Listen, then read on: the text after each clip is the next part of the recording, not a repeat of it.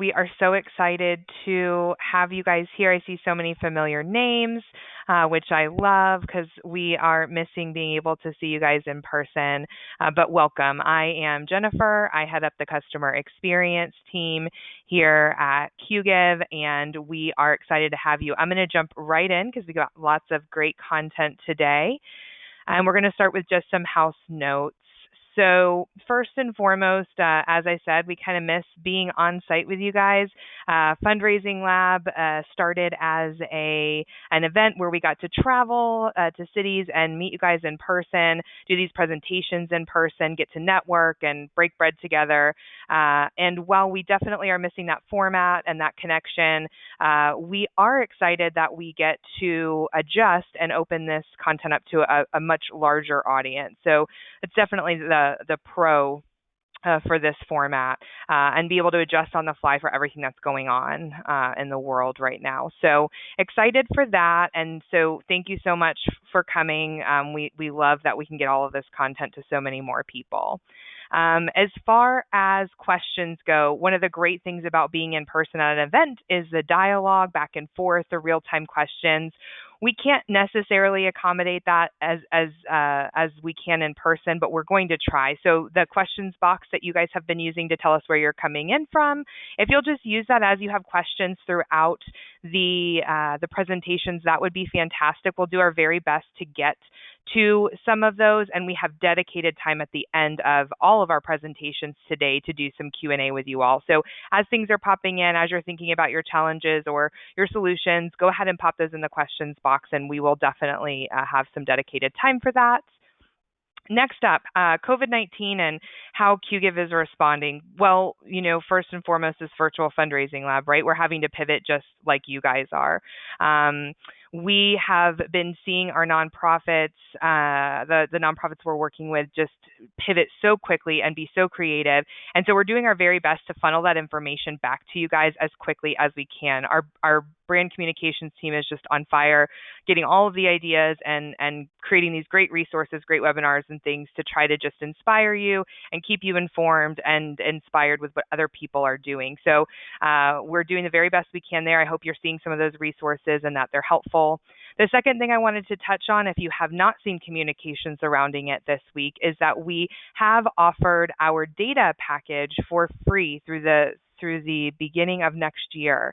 Our data package includes all of our integrations with CRMs and email marketing software, as well as custom reports, some advanced statistics for digging into your data a little bit deeper, your donor data, seeing that information, and some form analytic tools, lots of good stuff just to give you the edge to look at your data in a different way. So we're going ahead and waiving that. Any clients that are on the line that are currently paying that's going to be waived automatically. And anyone on the line interested in learning more can reach out to support@qgiv.com and we can help get that set up for you. So just a couple of things that we're doing to try to meet you where you're at and help you during this time. Next up, Abby kind of already covered this, but we have lots of new people logging in. So the session will be recorded and sent out in a follow-up email, any resources we talk about, the presentations, that type of thing. So no worries there. And as far as house notes, that's it. So let's review the agenda, introduce you to the speakers, and get the show on the road. The agenda, which I'm sure you've seen, we're going to start off with Rachel Muir, one of our very favorites. She's going to talk to us on donor retention and getting donors to stay longer and make bigger gifts sooner. We are going to do a dedicated 5-minute break based on some feedback we got in our last fundraising lab. People wanted to get up, stretch their legs, grab a drink, and not really miss anything. So we'll do a dedicated 5-minute break and then come back with Abby Jarvis. She is our nonprofit education manager, and she's going to talk to you about building a better appeal. And then I'll end it with virtual fundraising examples and a dedicated Q&A where Abby and Rachel will join me as well. So we'll be able to answer the questions that you're sending our way. We're excited and definitely use that questions box. And with that being said, I want to give you a little bit more formal of an introduction of Miss Rachel Muir, who's joining us today to kick us off. Rachel is a recovering executive director and hopeless romantic who has worked every side of the Rubik's Cube that is the nonprofit sector. At just 26 years old, she founded the nonprofit Girl Start in the living room of her apartment with $500 in a credit card. She's won multiple industry and entrepreneurial awards, including Oprah Winfrey's Use Your Life Award. Today, Rachel actually leads custom training and board retreats that reliably turn participants into confident and successful fundraisers. We're so glad you're here, Rachel. We absolutely love you. Thank you for joining us, and I'm going to hand it over. Thank you so much. I'm so honored and excited to be here, and I'm going to be showing my screen so you guys, yay, you can see me. So there I am. I'm so thrilled to be here and to be a part of this awesome day. I love Qgiv, and you guys are all in for a treat. I want to thank every single one of you for being here today. I want to thank you for all of the work that you do to make the world a better place. I want to thank you for your work. I want to thank you for being an ally, and I want to welcome you here today and tell you how grateful we all are that you're here. My background is in fundraising. Jennifer did an awesome job and talked about my 30 seconds of massive excitement when I got to meet this woman, Oprah Winfrey, right here. When I'm not helping people be better at their fundraising, I'm raising my twins right there, Luke and Scarlett. And I do a lot of online classes and online workshops. I absolutely love fundraising, and I think that we as fundraisers have the best jobs in the world because we get to bring people opportunities to make the world a better place. I'm thrilled to get to be with you today. You're welcome to type in your questions anytime. I have some questions to get to know you guys. And my first one, and I'm just going to invite you guys to just type it in to the questions box. Just type in the number of appeals. I'm just kind of getting a sense of how busy you guys have been in terms of sending out fundraising appeals. So I just invite you, if you haven't sent any out, type in no, but just type in if you've sent out multiple. Okay, awesome. This is so great to see. I'm just kind of getting a pulse of how many folks. Okay, so many of you, more than I thought, have our no's, but I'm seeing a lot of you that have sent out multiple appeals. So that makes my fundraising heart really, really happy. I saw, okay, someone sent 25, someone sent 10. So this is super awesome. So that's great. Kudos to you guys for being brave with your fundraising and getting out there and giving opportunities to giving donors opportunities to give to you. And if you and all of you are going to get lots of great advice and lots of guidance and lots of tips and tools today to help you make those donors who gave to you feel great and continue to give to you and make increasingly larger gifts today. So I'm going to ask you a few questions about how you've communicated with your donors since they have made those gifts. So what I'm asking you to do now is I've got oodles of ideas here of post-gift communication you might have done. Okay, maybe they got an email thank you autoresponder, maybe you got a thank you letter. I want you now for what you regularly do, okay, like what you regularly do as part of your like stewardship business rules. We regularly do all of these things for our donors. We regularly do these things. Give yourself 1 point for each thing that you regularly do. So if you regularly send a thank you letter and a handwritten thank you card and a phone call, type in 3 into the questions box. And if you regularly do more than that, just type in and let me know what you do. Okay, so lots of people, okay, this is interesting. Lots of 2s, lots of 3s. I got some 5. Ooh, I got a 6 up here. Way to go, Karen Kirkwood, you are a rock star. Awesome. I want to say kudos, and Kim does 6 as well. So I have a lot of 2s, a lot of 3s, some 4s, some 5s. Laura May is another 6. Way to go. This is awesome. So I'm going to show you some of these different ways that you could be reaching out. But a big part of what you're going to learn with me today is how you can retain and upgrade your donors by communicating with them and what kinds of communication you can give, from thank you notes to reporting back to your donors. And if you were down here on like, oh, we send a couple of these things, maybe this was hard for you to answer, because I would think that for many of you, you might be, and just type in yes if this is you. I'll describe this scenario, friends. If you are in a situation where you might give most donors a couple of these things, but if they give you a larger gift, they get a lot more post-gift communication. If that's you, type yes. Okay, be honest. I love this. We're being honest here. We're all here. Okay, so that's important. That's really important, and I really appreciate your honesty here. And what I want to stress to, okay, but Carol Brown is a no, so good for Carol. Carol's my hero, my heroine today. But I want to stress to you guys that we rely way too heavily as fundraisers on gift value as a determinant of a donor's future potential. And we do that to our fundraising detriment, my friend. I love what Karen said. She said, we try to treat all donors the same as much as possible. Janice says, this is wonderful to hear. Thank you.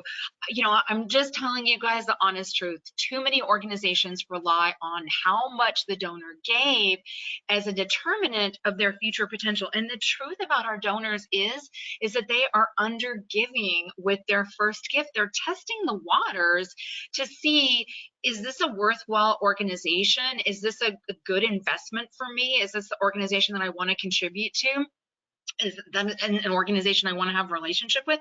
I mean, we don't get married on the first date. Am I right? We date that person, we get to know them, and that's what your donors are doing. But the problem is that too many fundraisers, we hold back and we don't shower them with love and attention unless they give us a larger gift. Katie said, I say that and then I get pushback on maximizing my time. Katie, you, my friend, are in the right place because I'm going to give you some tools to help you maximize your time. But this is why this is so important, and this is why this is such a worthwhile conversation. Retention is everything. 23% of your first-time donors won't make a second gift, and you spent time and you spent money trying to get them. So if we do more to thank our donors and appreciate our donors, and don't worry, I'm going to show you strategies to help you do that in a way that's efficient, in a way that isn't going to break the bank, and in a way that you can gain scale and efficiency and truly stand out. And the truth is, at the end of the day, this works. This literally works. And if we can just get donors, a lot of studies have been done, if we can just get donors up to that third gift, our odds go as high as 60% of them sticking with us. But it's going to take, I want you to think about, what am I doing for my first time donors? What am I doing between that first gift and that third gift? And I want, my challenge to you today is to up the thanking and up the reporting back and up the love and attention that you give those donors so that you can convert those first time donors into being repeat donors. You can boost those people to staying with you and being loyal to you. Now, here's one pro tip right off the bat, and I've got lots of goodies for you today, and you are going to get these slides as well, so don't worry. And I've got some other great resources to help you along the way. I lovingly refer to myself as the town crier for donor love. So we're going to have lots of donor love today. And this is a great, I steal this, please, pretty please, steal this. It would make my fundraising heart so happy. If you thank a new donor, call them out as a new donor in your thank you letter. Call them out with an opener like this. I am overjoyed to see such a generous first-time gift from you, and I'm honored to welcome you into our donor family. I make a lot of donations a lot of the time, and I have yet to ever, and I just joined 2 organizations yesterday that brand new. A week before that, I made 4 gifts totally brand new. I'm a donor, I'm a fundraiser, so I'm always making gifts, and I have yet to actually get called out for and welcomed as a first-time donor. And the fact is, you know that this unless your database is completely terrible, you know that this person is a new donor. You know that this is their first gift, and this is your moment. This is your moment to make them feel super excited and super welcomed, and give them some great expectations of the what's gonna happen and what's coming next. So this is a great opportunity, and I don't want you to waste it. In your email autoresponder, if you can't do it there, do it in your letter to them. Thank them for being a first-time donor. They recognize them. I'm overjoyed to see such a generous first-time gift from you, and I'm thrilled to welcome you into our donor family. And I love this PS at the bottom with their phone number. I'm going to show you some eye candy examples of thanks in today as we go through this training. The end of the day, the donor experience rules. This is the most, the better the donor experience, the more loyal they're going to be. This is a little bit about what we're going to talk about today, and I'm going to be fast and furious here because I only really have an hour, less than an hour with you guys. So we're going to talk about connecting with donors in a crisis. I'm going to talk with strategies and tools you can use now. I've got some makeovers. I've got some really great tools for you to use, a stewardship template, 23 ways to shower your donors with love as another handout for you, and some digital tools to help make it easy for you. So this is an interesting question. I don't know if anyone wants to type in, what do they think? Do you think the pandemic has changed what donors want from us? Just type in yes or no with what you think. So yeah, I'm kind of 50-50. Some people are like yes, some people are like no. This is what our donors told us they wanted before the coronavirus. And this is from some really great research that Mark Phillips from Blue Frog Fundraising in the UK did. So we've got your classic Venn diagram from high school here of what we want to tell a donor and this like Grand Canyon gap between what a donor wants to hear.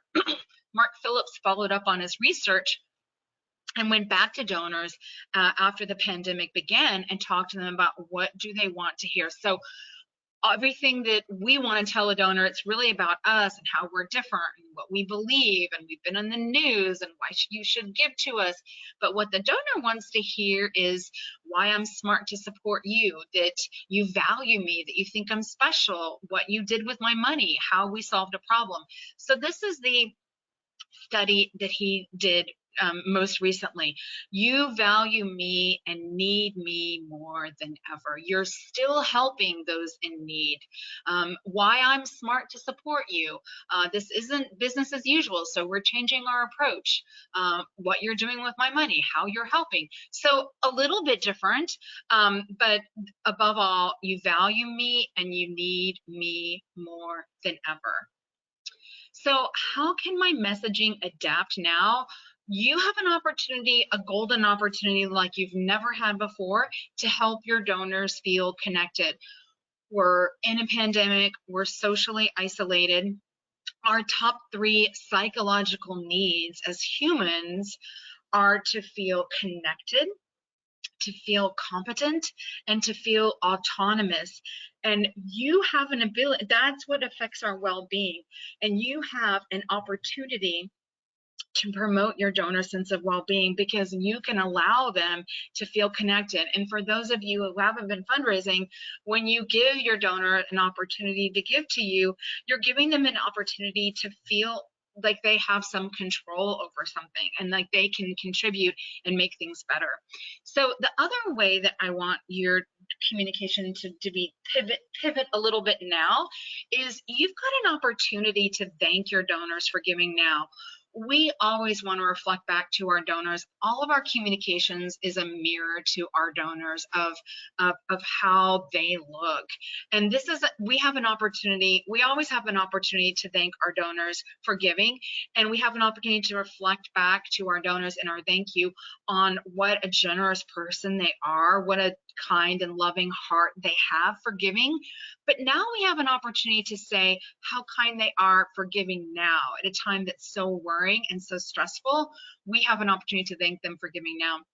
You can also adapt by sharing how you're innovating and sharing how your donors are valued. So I'm going to dig a little bit deeper for a second here on just communicating with donors in the time of coronavirus. So this can be thanks. I'm especially thankful you chose to make your gift now. The fact that at a time that's so worrying and stressful, you chose to think about others speaks volumes about who you are. Again, when we thank a donor, we're not just thanking them for the gift. We have an opportunity to thank and reflect back on their kindness and their generosity and their big heart. And that's just another opportunity for our donors to feel great about giving. And when they feel great about giving, that's going to inspire them to give again. Oh, yay, Karen says, I love this line. And she says that she's already used this. So kudos to you.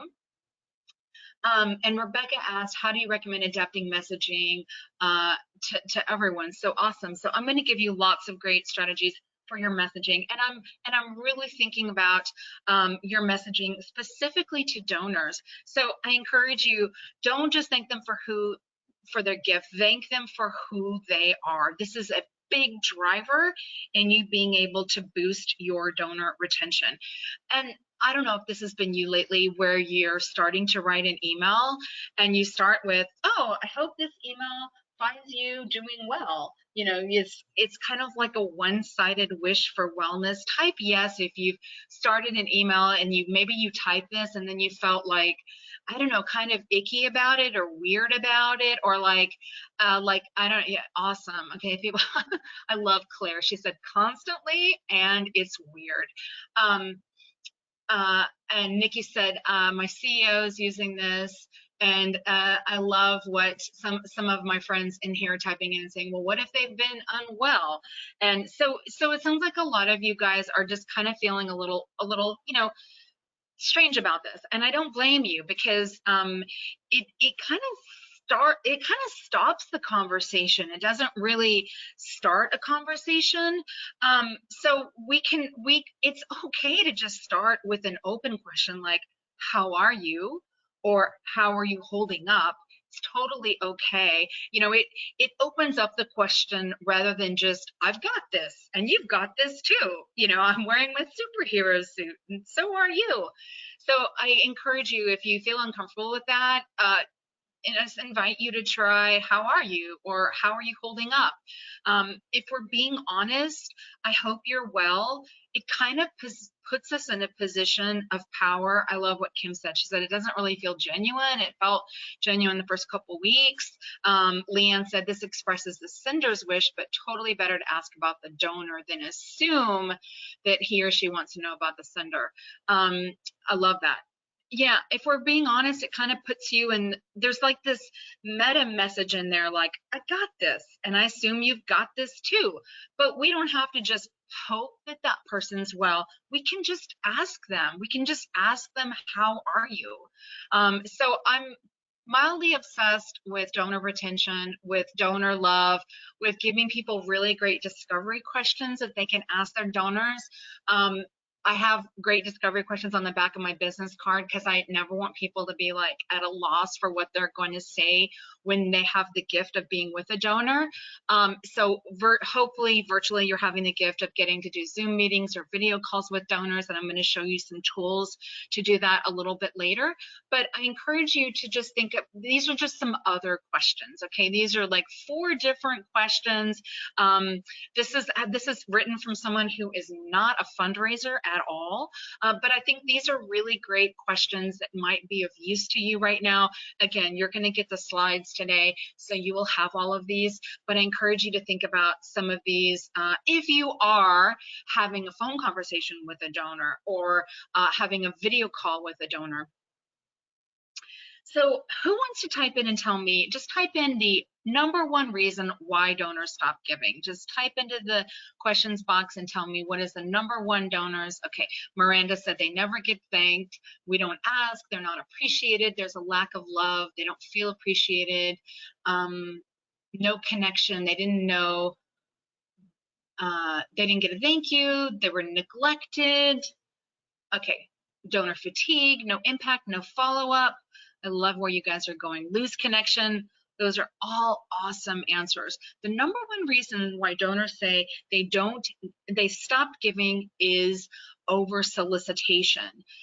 But what's interesting is how donors define over solicitation, because you might think that it's like, well, I was fine with, 15 appeals, but when you sent me 21 email, direct mail appeals, that was just too much for me. That took me over the edge.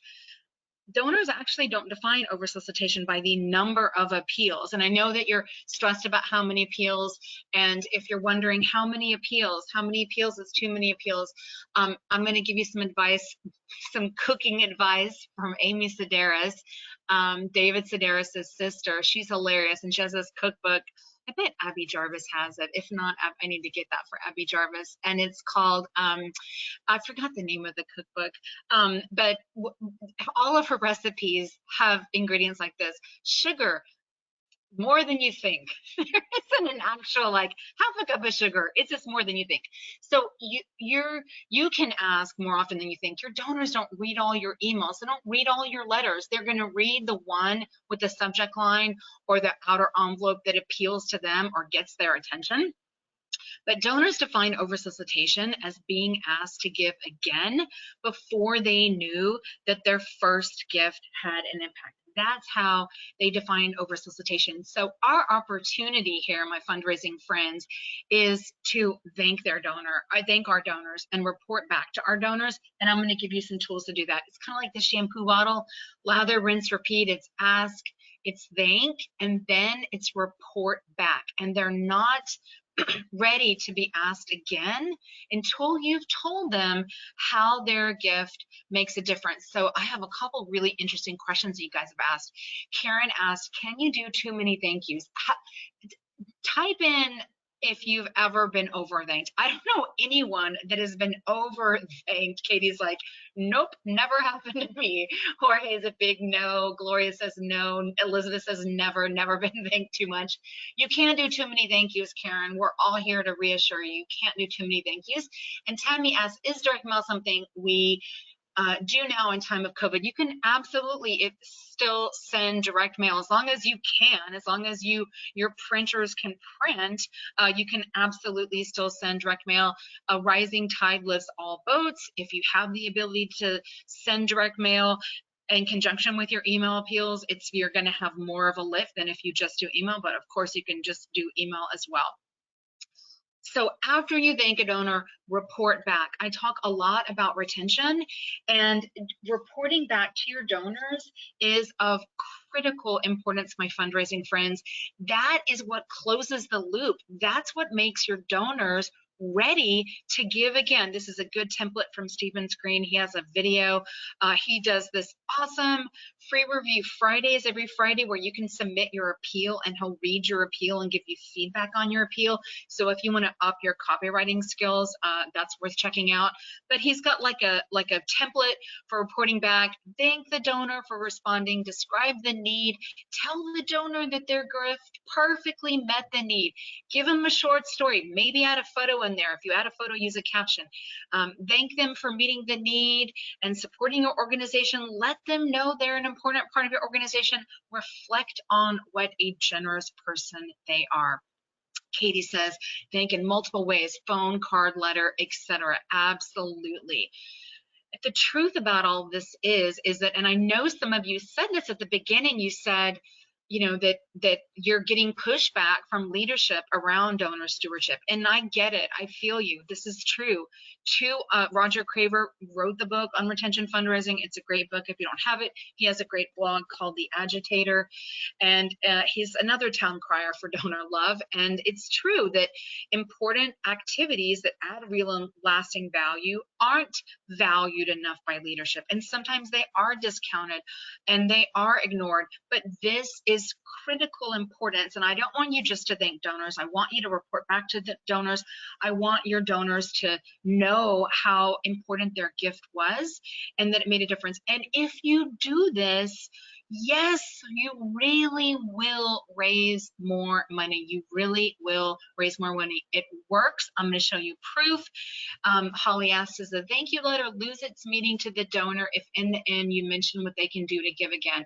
That's a great question, Holly. And this is one that is up for like big debate because so I will tell you, Lisa Sargent, who I adore, there's a great website, Sophie, SOFII.org, and it's just loaded with global fundraising examples. It's really great resource, and there's a great one on there by Lisa Sargent.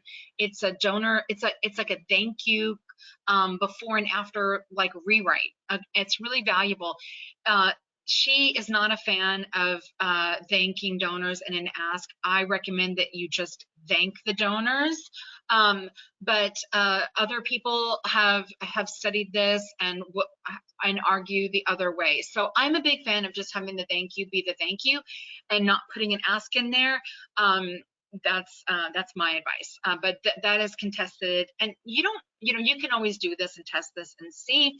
The kind of that website is SOFII.org. I'm gonna type that in for you guys.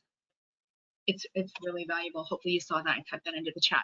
So this is a new study that Bloomring just did. This is up on their website.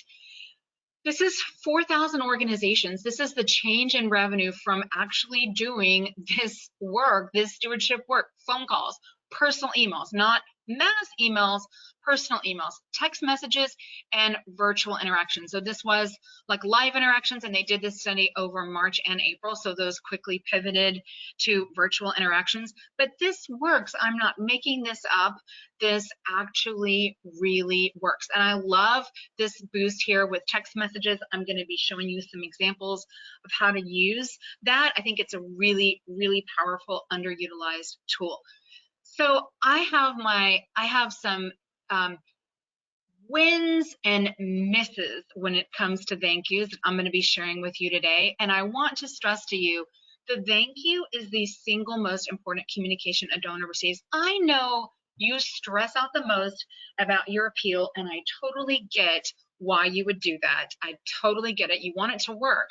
But your donor doesn't keep your appeal. Your donor keeps that thank you letter. They keep it maybe in a folder for them to do their taxes later, and they have a higher recall of the thank you that you sent them than the appeal that generated their gift. If it's really good, they might, like me, keep it on their desk. They might even put it on their fridge. They keep those thank yous. We've got an opportunity to really make it sing. So I'm going to show you lots of different examples right now, and I'm going to show you some wins and some misses. These are some wins. I love this opener. I'm a monthly donor to this organization. I'm going to show you a couple receipts just from organizations that I'm a monthly donor to. So I love this opening line. You just did a great thing. You are helping girls be bold and brave. Really great opening line. Again, that reflects back on what a kind and generous person I am. This is one, I'm a monthly donor as well to the Humane Society of Northeast Georgia. This was a subject line, you've saved lives through this crisis and beyond. It's got a photo in here. I love that it has a photo. It's thanking me right there. This is the actual copy. So I went through in preparation for this webinar, and I underlined all the times they said you. And I'm going to share with you guys. This is really cool, and I think I need to ask Bloomring. I think that this used to be available to. I just sent a link to everybody. The Ahern audit, which is now public on Bloomring. I think it used to only be available to customers, and now it's available to everyone. You can go to that URL that I typed in there. Hopefully it works. If it didn't, you can type in CO instead of com.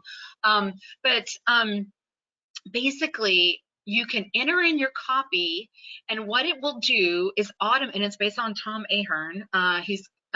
That's why it's called the Ahern audit.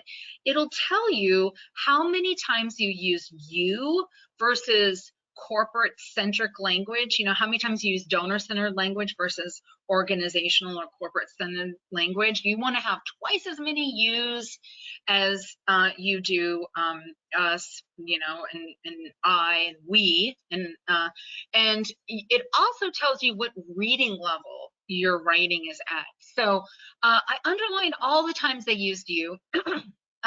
You can see it right there. And I highlighted how she makes me feel, like a few sentences here where she's making me feel good about myself. She's reflecting back to me on what a kind and compassionate person I am for giving. She says, kind-hearted people like you, grateful and humbled by your big heart. So I'm looking in the mirror here as a donor, and I'm feeling pretty great looking at myself. I personally also love this cute little sign off, Sam and the Rescues. Sounds like a band or something. Super adorable. But I want to share that with you, and I want to encourage you to think about that in your thank yous. Think about all of this as a cycle. You're thanking, you're going to update them. You aren't ready to ask them again until you've updated them. Okay, if the link didn't work, I'm going to try it again. Try bloomerang.co Ahern audit. Try that. Thank them. You're going to report back. You've got an opportunity to invite them to have a deeper relationship. Maybe it's behind the scenes. Maybe it's a telephone town hall. But they're not ready to be asked again until you've given them an update on how their gift has made a difference. And I'm going to show you a few other things here as we're kind of like upping the curve of our relationship with our donors with some opportunities to surprise and delight. So this is a great surprise and delight example. This is again from the Humane Society of Northeast Georgia, and this was actually something that was on their bucket list before the pandemic began. They were like, we should do an email, just a feel-good email where we just share stories of pets that get adopted, and this was one like opportunity that came from them from the pandemic. They were like, we got to do that. We're going to make that happen. So it's got this element of joy and surprise. And it's like every day we hear more sad news. So we're going to bring you a little joy and brighten your day, just like you've brightened the day of so many homeless animals with your big heart. So it's again reflecting back to me on my big heart. And then it's got this story about this dog, how your gift is making a difference. They do have a soft ask in there. This is an email, and at the bottom, there's just a donate button. They're not making a hard ask, but it exists in that structure of their email. They're doing this every Friday, a win that a donor made possible. This is a video of, so this is a dog. You saw the dog with the litter of puppies a minute ago in the laundry basket in my email autoresponder. And Bonnie asked, was that thank you automated or separate note? That one that you saw just a second ago, and I'll go back to it. This is an automated thank you. This is like an automated, I'm a monthly donor, and this is automated. So that is Maggie right there and her puppies. And this is kind of funny. This is Maggie's baby daddy. And he's watching a video of Maggie and her puppies playing. And would you look at him, he's on the couch with his foster mom. They had to be separated. And he is just glued to that screen. I mean, he is literally glued to it. He can't stop watching it. It's the cutest thing in the whole world. Just absolutely adorable. Do I feel great watching that video? Absolutely. It's so much fun. This is another example of just reporting back.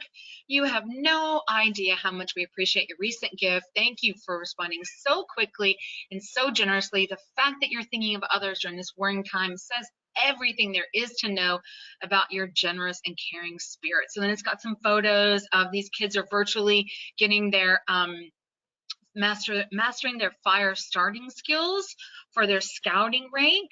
And it's just, hey, we put your generous gift to work, giving kids unforgettable moments. So this is an example of reporting back. It isn't enough just to thank your donors. You need to report back and let them know that their gift was significant. Let them know that their gift made a difference. Your donor could have given you a month ago, 3 months ago, 6 months ago, a year ago, but you can still, it doesn't matter. If they gave to a year ago, this is an opportunity to remind them, wow, God, they're one of my philanthropic commitments. I haven't thought about them in a while. You made your gift 1 week ago, or 1 month ago, or 1 year ago, and already you've blank, and thanks to you, you blank. Give the donor credit for something amazing that they made possible. I want to invite you to tell me 1, 2, 3, 4, or 5. Making a big gift, finding out they have bigger capacity, they're brought in by another donor. Type in which number makes you roll out the red carpet to your donors. Roll out the red carpet and reach out to them, pick up the phone, love on them more. Okay, so Erin is being honest and says making a big gift. Ian, is it Gloria? It's moving so fast. Anita's being honest, making a big gift, finding out they have bigger capacity. Being referred by another donor. Katie's being honest about like the dollar amount. If they give $1,000, we're going to roll out the red carpet. So I'm going to invite you to think about something. This is a real story. I heard this story from my friend Lynn Wester, the donor guru. And Lynn was working with Cook Children's Hospital here in Texas. I'm from Texas, Austin, Texas specifically. And she heard a story about they got a check. Actually, they didn't get a check. I'm sorry. They got $3 bills and like 17 cents and change one day, and it had a return address and it had a note that just said to help the other kids. So what they did when they got that was they wrote back and they thanked the donor, and they like they would, they thanked the donor, they thanked them for their gift, they sent them a thank you note, and they didn't think anything about it. That's how they would treat anyone who made a gift. And about a month later, they got a letter, and the letter said, a month ago my son Max made a donation of $3.17 to your organization. He actually made like 10 different gifts to different charities, different children's charities specifically. I want you to know that yours was the only organization that wrote back and thanked Max for making his gift. As a token of my appreciation, please find enclosed a check. And it was, I believe it was a check for $50,000. Very, very significant gift. I'm not going to say the names of the other charities, but these were some very, very well-known charities. And so I encourage you, donors are under giving with their first gift, and that is your time and your moment to truly roll out the red carpet and love on those donors. Brenda is a firm believer in this. She says, I worked with a donor once that gave $100 a year, but when he passed, he left a very large donation in his will. No one expected it. I'm a firm believer in thanking every donation, big or small, because that small gift may mean more to a donor than someone who gave a very large gift. Way to go in thanking your donors. This is a stewardship plan. You guys can download it, www.rachelmuir.com/stewardship. What's different about this stewardship is it's not organized by the dollar amount of the gift. It's organized by how long that donor's been giving to you. A new donor, a second gift, a third gift.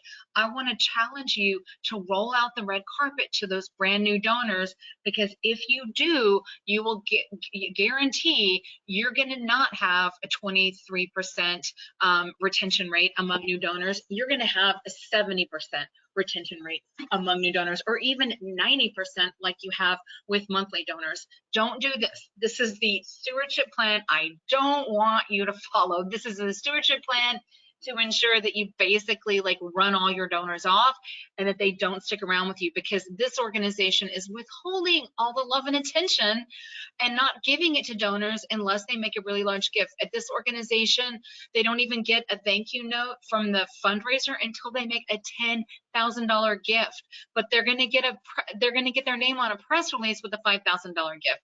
Your donors, this is a stewardship plan that's kind of structured around donors wanting media and press. So these are some thank you do's that I want you to do. Be prompt, be sincere, be accurate. I want you to share a story of one person, be at a 6th grade reading level, use twice as many yous as you do any organizational centric language. write from a real person that includes a phone number in there. If it's an email, it needs to have be from an actual email address like Abby at Qgiv or Rachel at Girl Star. Give the donor credit for the win, remove the middleman. Include the gift amount and date and tax ID in a letter, because that is something that your donors are going to likely keep for their records. That's the link. Liz asked for the website to download that, so I just posted it in there for you into the chat. Include the gift amount. Start in the middle of the action. That's a great way to really get their attention. And you can also use unexpected narrators and photos. I'm going to show you some examples of all of this, and you've got an opportunity here to reflect on what a kind person they are. Vicky asks, is it better to wait a little while and share a short story with a follow-up?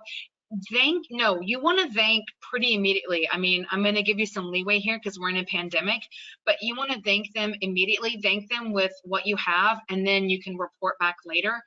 So be immediate with your thank you. You can give them the reporting back in a week or 2 weeks, but be immediate with thanking your donors. You can thank them via email. You can send them a letter, a thank you letter. You can send them a card. I'm going to share some of my greatest hits from my vault. Okay, so this is just a really good stewardship piece. This was an email that I got from Indivisible.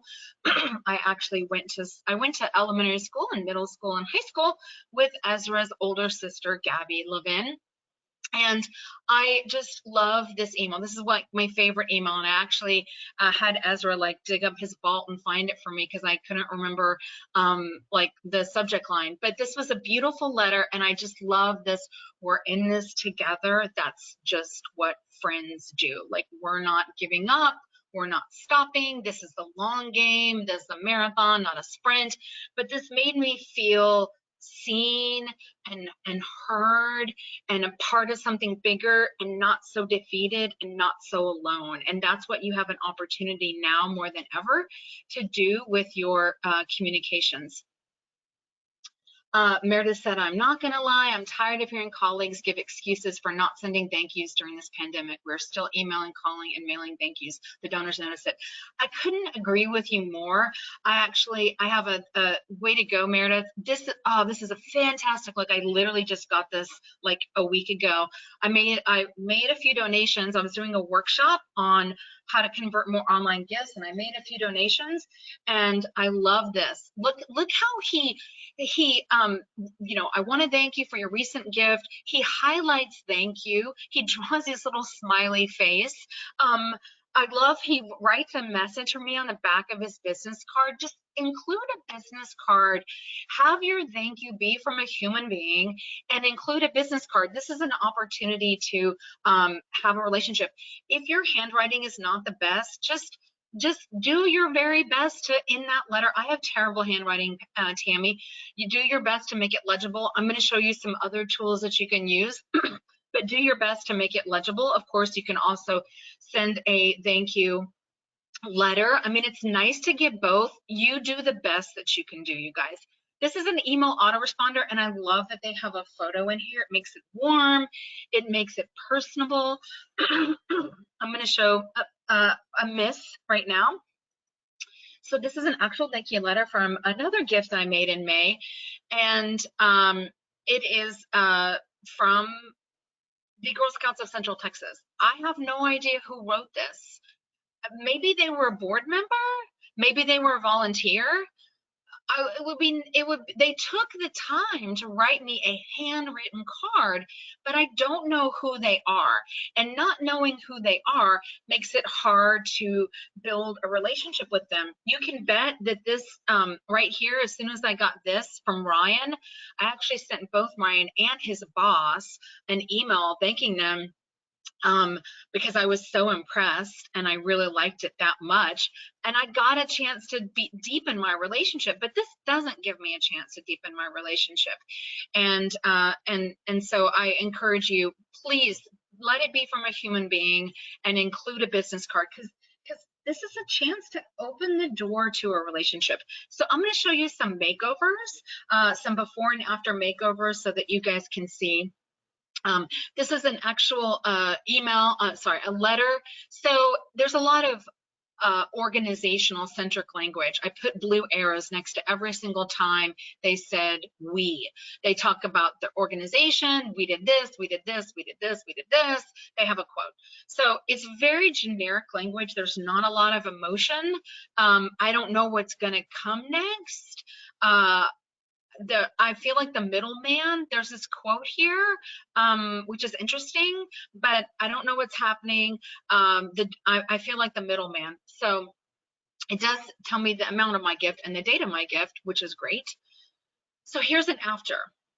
One day this is a story that I wrote. I just put in a photo. What do we think about when we think about habitat? We think about someone with the keys to a new life. So I just wrote this quick story. One day everything was fine. The next day she was a widow with no income and no home.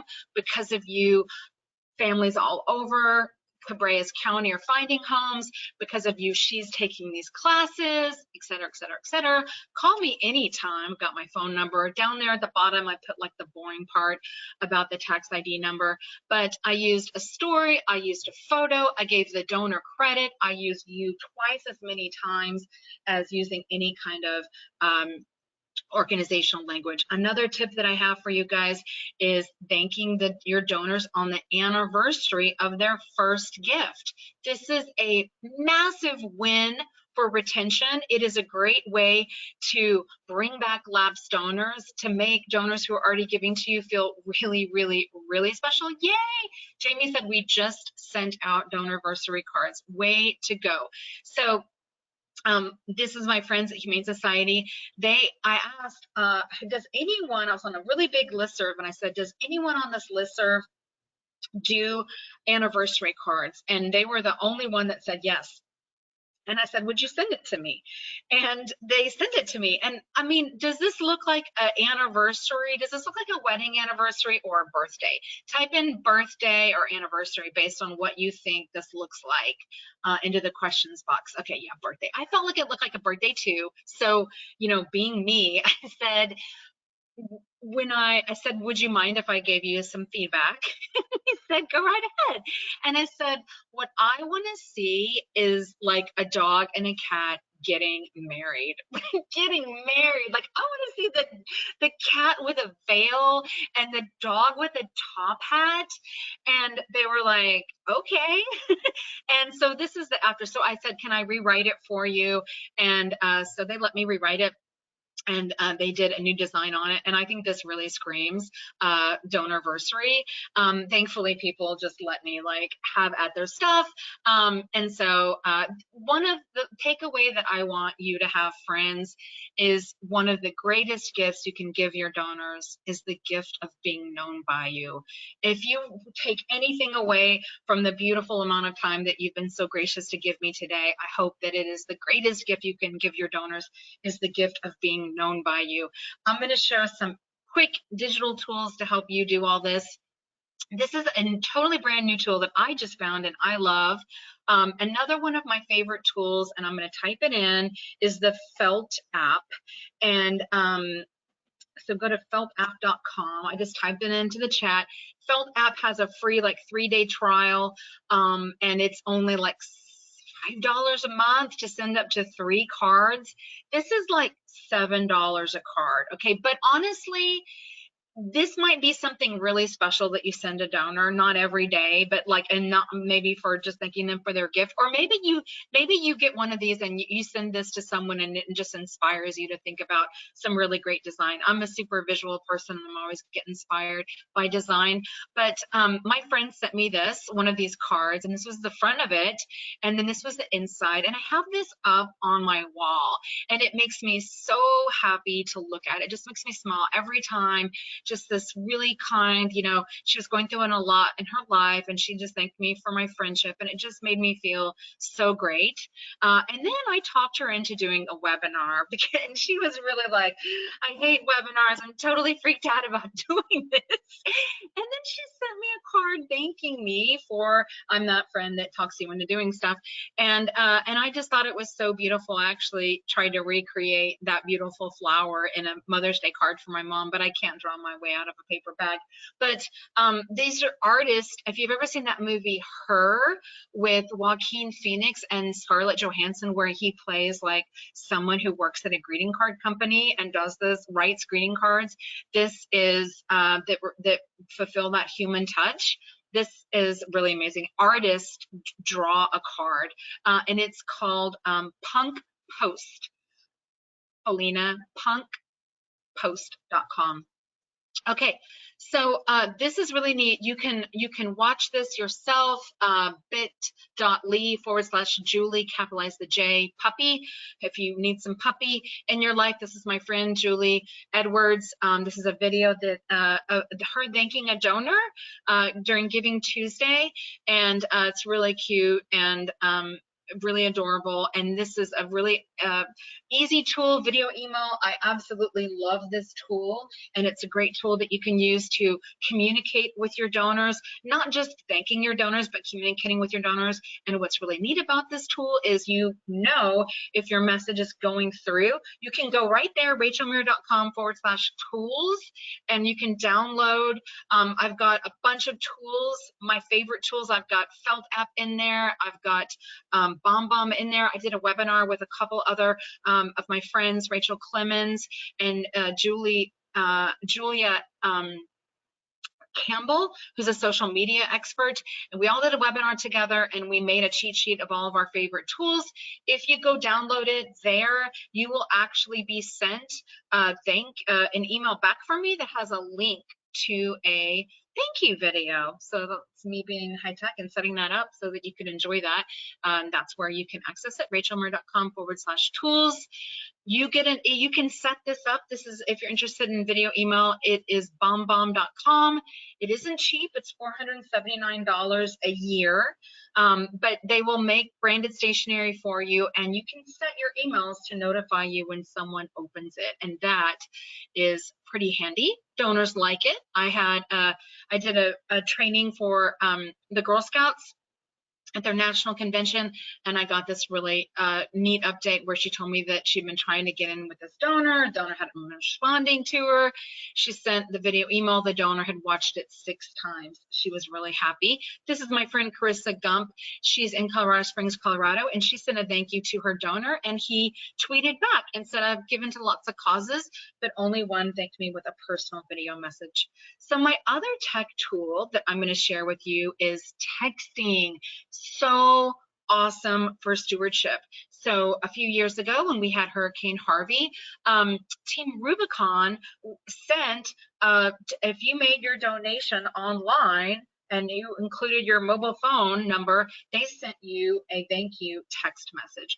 And these are beautiful thank you text messages with the work that they're doing immediately. They've done a great job through this whole pandemic of keeping their donors updated. I love using text for stewardship, and these are some examples of using text for stewardship. Just to thank a donor, to celebrate a donor's Donorversary. Stewardship text open rates are 98%. And if you're sitting there feeling like, I don't know about this, Rachel, think about if you made a donation, or if it was the anniversary of the first time you made a gift to an organization. Let's say it's the Arc of the Capitol area, and look at him looking up to her, giving her a hug, and they sent you a message and say thank you. A year ago you made your first donation to the Arc of the Capitol area. That would make me feel amazing. And you saw in that first slide that I shared with you about Bloomerang study, this is actually really working. What I love, this is a company that I wrote, okay, this is the actual web address. It's textology.co, okay? So forgive me, it's 2020, and some people, some companies can't get the com, so they have to go with the co. So it's textology.co, forgive me for my typo right there. But what's neat about this tool is that you can do a free 30-day trial. There, I wrote it correctly, textology.com. You can get a free 30-day trial. I was impressed with this company. I found out about this company from my friend Lynn Wester. I picked up the phone. I called this company, and they said, the CEO answered the phone. he answered the phone. He's a super nice guy. His name's Justin. And I was like, I'm going to go tell all the fundraisers I know that this is an awesome tool. And he said, hey, tell them that, to give me your name and I'll give them a free 30-day trial. What you can do if you decide to use this tool is you upload the list and it'll tell you whether it's a landline or a mobile number, and you can send a text. So these are some examples of just some check-in text. This is an organization, foster kids. They don't really have images that they can use, but it's just, how are you doing? This is Audubon. I made this up. You know, hey, sending a little bird therapy your way, just some check-in text. You send this from your phone, but you can manage it from your desktop. And you can get a free 30-day trial. And here is my last slide. Phew! 23 ways to shower your donors with love. If you want some ideas, some of these, I wrote this on Valentine's Day before the pandemic. So there's lots of ideas in here. Many of them are great virtual ideas that you can use right now, but there's oodles of ideas. I made it with 1 minute to spare. I do trainings. I have like a League of Extraordinary Fundraisers. So if you enjoyed listening to me and you want some more training, you can find out more on my website. And phew, you guys asked some really great questions. I actually, right before, you're going to get the whole slides of everything from today that Qgiv is going to send you. And if you are like, I must have some of those tools that Rachel sent right this very second in my hot little hands, I put that up right before we began. So, but you will get everything sent by Qgiv. And we have like a few seconds left to spare. You guys ask great questions. I will try to answer a couple of these, but know that we totally also have time. Abby is going to do an amazing workshop on email appeals that I can't wait for. I know that is like something that's on everyone's top of mind right now. How do I stand out with great winning email appeals? But thank you guys for having me. Thank you for being here. Thank you for the work that you're doing. And Rachel and Abby, if you want me to cover a couple questions, I can, or I can just wait until later on. Rachel, why don't we go ahead and let people get up if they want to for the 5-minute break, and then if you want to go through the questions and still address some of those during this time, that would be fine too. Cool, awesome. Okay, and then we'll kick off with Abby at 3:05. Everyone. Sweet. Okay. So I'm just going to scroll my way through some of these awesome questions, and I thank you guys for typing those in. And here we go. I'm just going to scroll through and answer some of these. So Nikki said, suggestions for Donorversary for a youth organization. The idea of a wedding is not appealing. Okay. You know, honestly, I just got a little crazy with theirs. You don't even have to have some image. I mean, you can just say 5 years ago, you made your first organization to, you know, books for kids. And since then, thanks to your generosity, blah, blah, blah, blah. Just give them some win. It doesn't have to have any images. It doesn't have to have any images. It could just be an image of a kid. No one, since you're a youth organization, my main point that I want to stress to you guys, don't get hung up on design. What I want you to know is that no one is doing, well, one person in here said they just sent out their Donorversaries, but this is the biggest unsung holidays with your donors, and it's a win-win no matter what. It is a win whether they've been giving to you for 1 year or 3 years or 5 years. It reminds them that you are part of their philanthropic family, and all you need to do is just give them credit for any win that you can say that their gift made possible. Yay.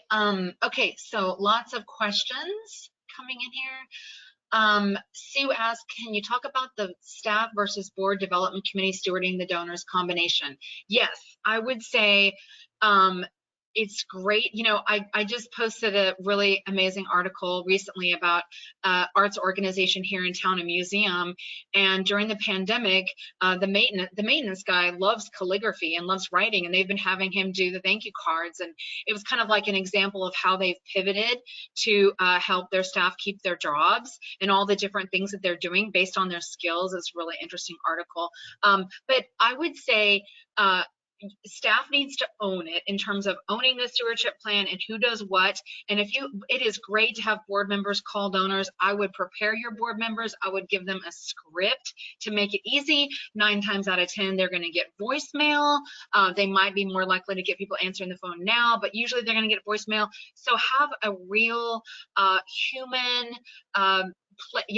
like easy to understand thank you message in there. That sounds like something you'd say casually in conversation to a friend. It doesn't need to sound like an overly rigid, formal thank you script, but write them a script to make it easy. And that's a great way, getting phone calls from board members, or even a thank you card. If they're going to do a card, I would write them a conversational script. You saw that example. I don't know, maybe a board member sent me that thank you card that I got. I don't know, because no one signed it, so I don't know who it came from, but I think it's great to have board members. Studies show that when board members thank donors, that donors boost higher retention and higher gifts after they get that thank you. And it's because they know that those board members are volunteers who are just calling them and thanking them out of the kind goodness of their heart. So Brenda asked, what would you put in a new donor welcome package? That is a really great question, Brenda. So a really nice thank you letter, it could be a card. It really depends on the organization. I've seen people put like an organization that was like a nature preserve, gave them like maps with examples of walks that they could take. So I would say it kind of depends on the organization. But I hope that is helpful to you. I'm going to go through a few more of these. I am so grateful to you guys for your kind and generous words. I really appreciate it, and I'm really glad that that you enjoyed this and found it helpful. I want you to get out there and use these awesome strategies, because it will keep your donors loyal and they will stick with you. Tammy asked, what do I think about a postcard thank you for gifts that are under $25? I've gotten postcards for Valentine's Day from organizations. I've gotten postcards for Thanksgiving. I've gotten postcards for New Year's and for holidays from organizations. You could definitely send a postcard as a thank you. The thing that, you ask, is this okay to do for donors under $25? What really that doesn't matter, okay? Like, that doesn't matter. What matters is that you give new donors lots of love and lots of attention. So, and you're going to have more scale and efficiency and save more money if you buy postcards in bulk versus buying a small order. So I would say the $25 question isn't really the relevant piece. It's really about just communicating with donors, letting them know that you're thinking about them and that you care about them. And and let me know, you guys. I think if yeah, yeah. I was just making sure that I wasn't showing my screen anymore. And I'm so excited about Abby's session. This is going to be great. How to build a better appeal. Just couldn't be more timely. Awesome. Thank you so much, Rachel. That was amazing content. Everyone loved it. I can tell by all the questions coming in. If we have some time at the end, we might be able to pull some more of those in. But for right now, I'm going to hand it over to Abby, and she's going to talk to us about building a better appeal. Hey, everybody. I'm super excited to see so many of you here. So today we are going to talk about how to build a better appeal. In this particular presentation, I'm going to focus a little bit on how to handle direct mail appeals, but I'm also going to give you some pointers on how to apply this to emails as well. So I want to kind of dive right in, but here's what to expect, just kind of upfront. I'm going to show you a ton of examples about, or that will help you figure out how to put together a great appeal. I'm going to tell you the secret of how donors actually read your appeal letters as opposed to how we want them to read our appeal letters. I'm going to show you some best practices that will help you grab donors' attention and keep them engaged in your appeal until they actually decide to give. I'll give you some tools to help you evaluate your appeals, and then we'll get into our Q&A session. One thing I did want to touch on I saw a couple questions about it in during Rachel's presentation, and we've gotten a lot of questions about this recently as well. So I do want to reassure you all, whether you are sending out email appeals, direct mail appeals, social media appeals, yes, it is still okay to raise money right now. It is also okay to send direct mail appeals right now. That being said, you do need to kind of make some references to the COVID-19 crisis. Otherwise, you can look a little out of touch or kind of tone deaf. So here are some tips you can apply to any appeal you make, direct mail, email, or social media or other. One, I would encourage you to communicate not just how donors can make an impact. Hopefully you're already doing that. But do tell your donors and be honest with them about how COVID-19 is affecting you and how it is changing your programming and highlighting specific needs that you have. The needs that you have right now are probably not the same as the needs you had the last time you sent out an appeal. So let donors know what's up, what you're facing, and how they can help. I would also really encourage you to explain to your donors how their gift will help you adapt.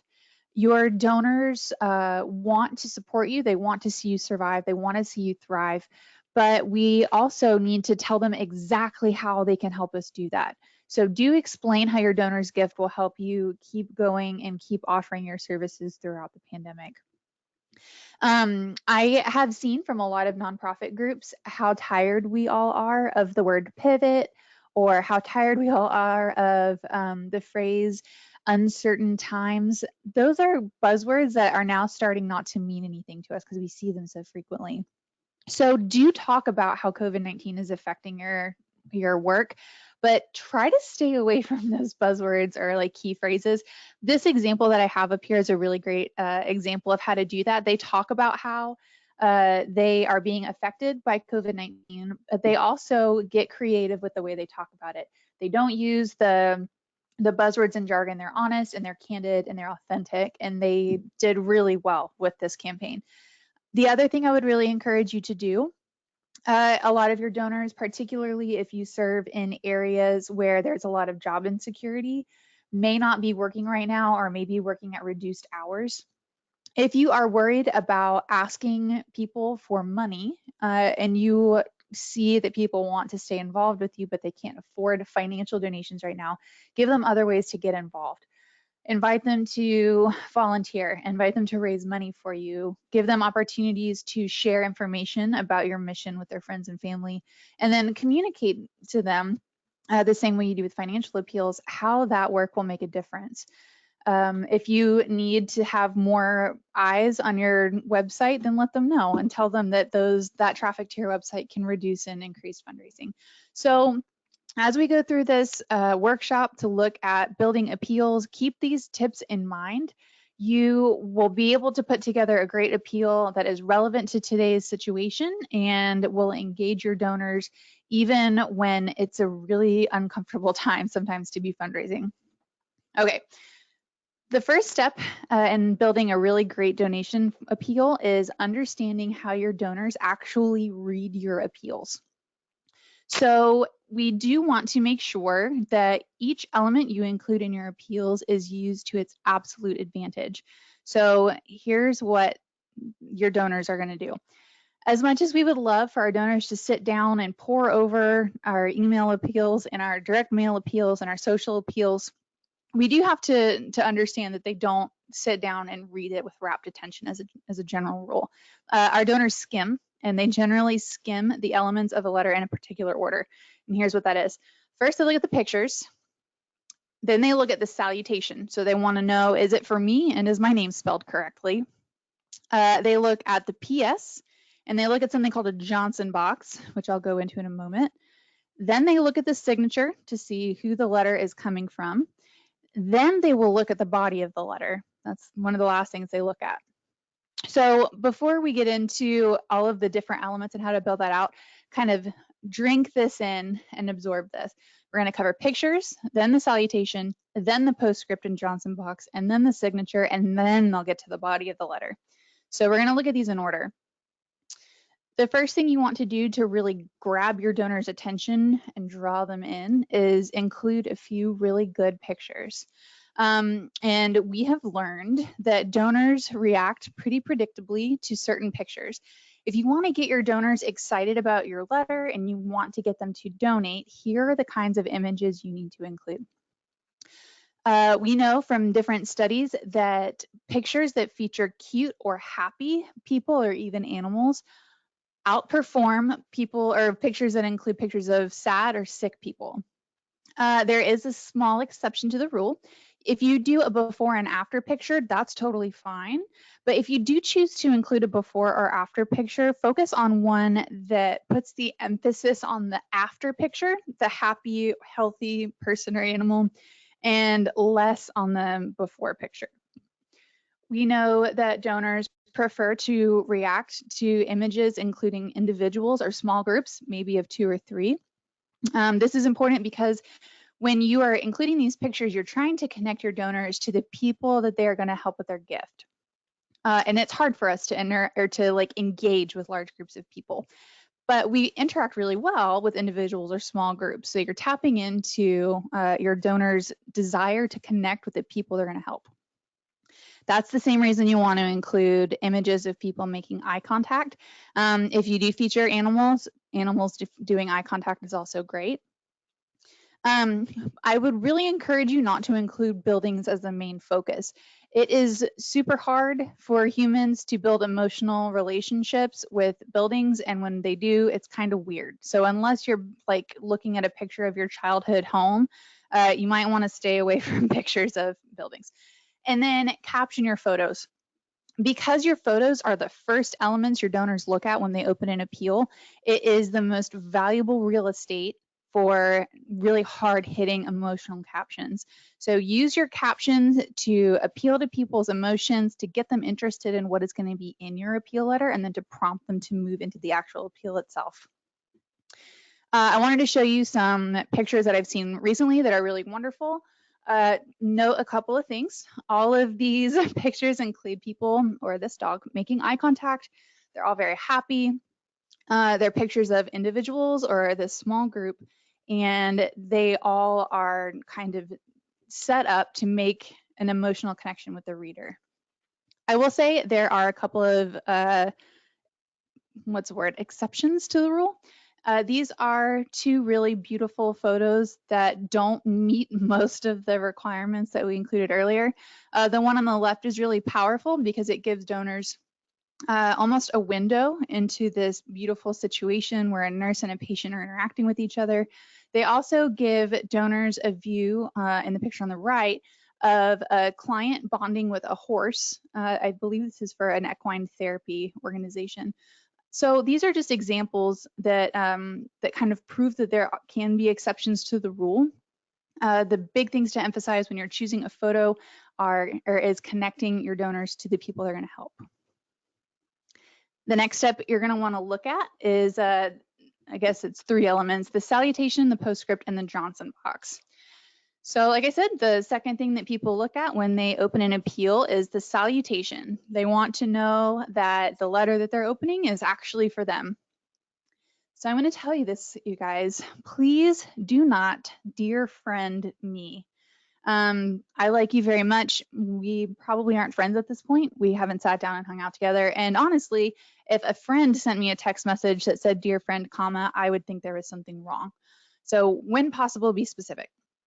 If you have to use a general salutation, choose something that is related to your cause. So if you don't have Dear Abby available, you can say Dear Animal Justice Warrior. If you don't have Jennifer's name handy, you can say Dear Women's Rights Activist. But make this as specific as possible and be sure to do something that ties your donor to the cause they are supporting. I would really encourage you to test and check this. I have done this myself and it's very embarrassing, especially if you are using email to send your appeals and you're using a tag to pull in information from your donors or for your donors. Please test it. A while ago, I sent out an email that started Dear First Name, like you see up there, and I had gotten the tag wrong, and a lot of people let me know that I got the tag wrong. The most embarrassing part about it was that the webinar was actually around nonprofit communication. So that, I think that was 3 years ago. I'm still embarrassed about it. Don't put yourself in that position. It's very awkward. So test it before you send. And then the last thing I would let you know is that it's really important to pay attention to how your donors prefer to be addressed. If you are talking to a 75-year-old major donor, he may want to be addressed as Mr. Morrison, maybe Robert. If you are talking to someone whose father is Mr. Morrison and he always insists on going by Bobby, those are important things to know. So update your CRMs, especially if you are talking to your donors. Be sure to address them the way they want to be addressed. The reason that the salutation is so important is because if we see something is written to us, we will read it. If we see that it's an awkward, generic opening, or if it's wrong, then we are already going into your appeal with a level of skepticism that is not going to work well for your appeal. We're going to get into something called a, well, just kidding. We're going to do the postscript first. So here is a super fun secret. 79 to 90% of your donors are going to read the postscript in your appeal before they ever look at the body of your appeal letter. If you are going to make an ask, the postscript is one of the most powerful places you can include that ask. One thing that you can do to make the most of your postscript is to write it before you write the rest of your appeal. And that sounds crazy, I understand.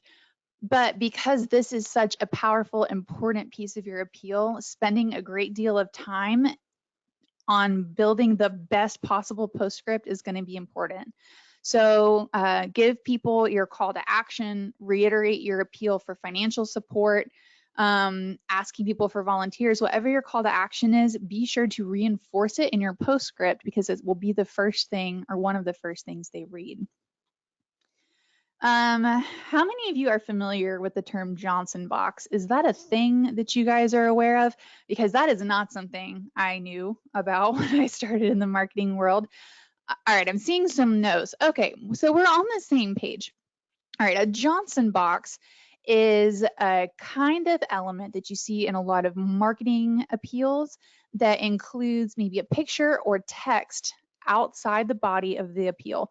So I don't know if you can see my mouse, but I'm pointing out the Johnson box here at the bottom picture. It's not nice to tell your mom sometimes I don't want to live. I wish I knew why I felt like that. This Johnson box here is actually on the email of the envelope of the appeal. New, never before offered to members, must see, only available, blah, blah, blah. Those are Johnson boxes. They're areas of text that you can use to highlight important messages, highlight really important information that you need people to see and recognize, or to include testimonials. Someone asked, is this via email or mail? Johnson boxes are generally something that you would include in a direct mail appeal. The postscript is something that you can include in an email, but the Johnson box doesn't really work super well in emails, especially because some people's email clients don't open images automatically. So instead, you could use maybe a block quote or bolded text. So the postscripts and Johnson boxes are really valuable places to drive home the central message of your appeal. So pay attention to those elements. This sounds like kind of a goofy thing to work on building, but I want to spend some time looking on how to build a better signature for your appeal. And this is important because people want to know before they read your appeal who is actually speaking to them. So it is generally best to have one signer of an appeal. I've gotten some appeals where it was signed by like all of the board members of an organization or the whole development staff. Sometimes that's okay, but because people really prefer to give to other people and not necessarily to organizations, it can be kind of tricky to have a large number of signers and still stay effective. The next thing to think about when you are putting together a signature is who is actually the best voice to write this appeal. And I'm really sorry if you're a development director or the CEO of a nonprofit, but it's probably not those positions. A great appeal is really interesting and attention grabbing, and a lot of them are most effective if they have a unique point of view. So instead of having your CEO or development director send out every appeal letter, try including people like your clients, so people who've benefited from your organizations. Try having a volunteer write an appeal, use your board members, or you could even use mascots, and I'm going to go into that in a second. But I have some examples of mascot signatures over here. These are going to be really important because seeing an appeal from a board member is going to get people's attention. That doesn't mean you have to have them write the whole thing. You can help them write it or even ghostwrite it for them and then have them approve it. But these are some people that will grab your donor's attention. Like I said, we do want to drive home that people give to people. So when you think through who you should have write your next appeal and whose signature should be on that appeal, think about who is related to your organization that will do a good job grabbing people's attention and inspiring donations. And then I'm going to point this out. Try a unique viewpoint, and this is kind of what that looks like. So Ontario Nature is an organization that wrote an appeal from the point of view of Ruby the hummingbird. This is her signature right here in the middle. Ruby wrote an appeal asking people to intercede for Canadian birds. The Second Harvest needed to buy a truck for their food bank, and so they wrote an appeal from the point of view of the truck that they were raising money to buy. This is him, beep, beep, future truck of Second Harvest. And then for a more human example, this image right here is of an appeal letter that came from the point of view of a father of one of the campers at this camp. I don't know whether or not he wrote it. I do know that he approved this letter. So this is very compelling to a donor to hear a personal story from a person that their gift will support. So think through who could be a good voice for your next appeal. After you've done all of this, after you've nailed the pictures and the Johnson box and the postscript and the salutation and signature, it is actually time to get into a letter. And it is, there are a few really interesting strategies you can use to engage people in your letters. So I really like this cartoon because it gives us a really great look at how people actually read your letters. On the left is what we say to our donors. We try to get really verbose. We like to try to paint for them a picture of the scope of the work that we do, but all donors really see is appeals to them and ideas about what they can do to save a child. Here are some tips you can use to build a good body of context. So we want to make this easy to scan. A lot of people, like I said, are scanning these letters, and a lot of them, at least I do, will scan the body to make sure I actually want to read it. And very often, if it looks really boring, I don't. Some ways you can make this easy to scan is to use plenty of white space. This is a good example of that. It's not overwhelming when I look at it. It looks like a manageable amount of text, and it is not anxiety inducing. If you want to make it even more scannable, you can use bullet points. Please avoid fancy fonts, especially if you use fancy fonts in printing. Some of them can run together. It's really hard to read, and people are not going to squint over your appeal for very long before they get discouraged. 14-point font is standard. If you think about the person who is most likely to read and respond to an email appeal, they are probably going to be baby boomers or older. So tiny font is not particularly conducive to extensive reading. Keep your paragraphs short and to the point. I don't know how many of you remember middle school English class. I have an English degree. I was always taught over and over and over again that your paragraph has to have 5 sentences. That doesn't apply anymore. You don't have to do that. If you want to really emphasize 1 or 2 sentences, it is totally fine to have a 1 or 2 sentence paragraph. If you have something very important, like a deadline or a matching gift or a really great goal Feel free to bold or underline those important phrases, but don't overdo it.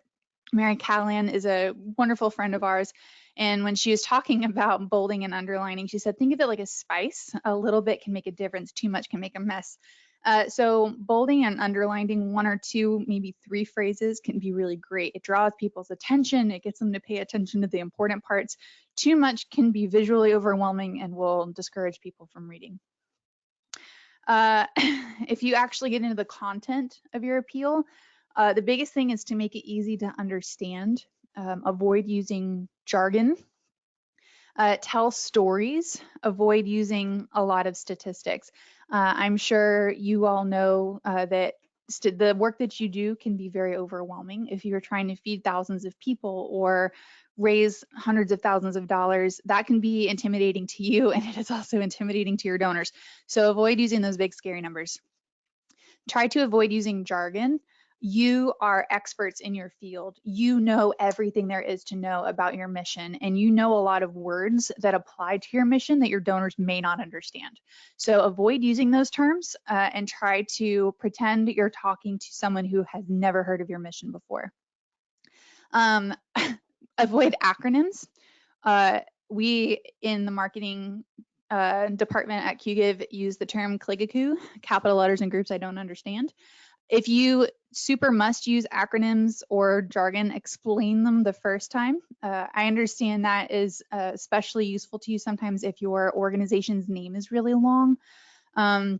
So if you work for Second Harvest Food Bank and you don't want to use that whole name every time you use it, you just want to say, you know, SHBB, that's totally fine. Just define the acronym before you use it in the rest of the appeal. And then this always gets me looks when I'm presenting in real life, but try to write at a 6th to 8th grade reading level. Now, this is not because your donors are stupid. It's not because they actually read at a 6th or 8th grade reading level, and it's not because they're not paying attention. The reason you want to write at a 6th to 8th grade reading level is because it is really easy for us to absorb and understand stories that are told to us at a simple level. You don't have to reduce your mission at all. You don't have to compromise on the tone or the spirit of what you're trying to communicate.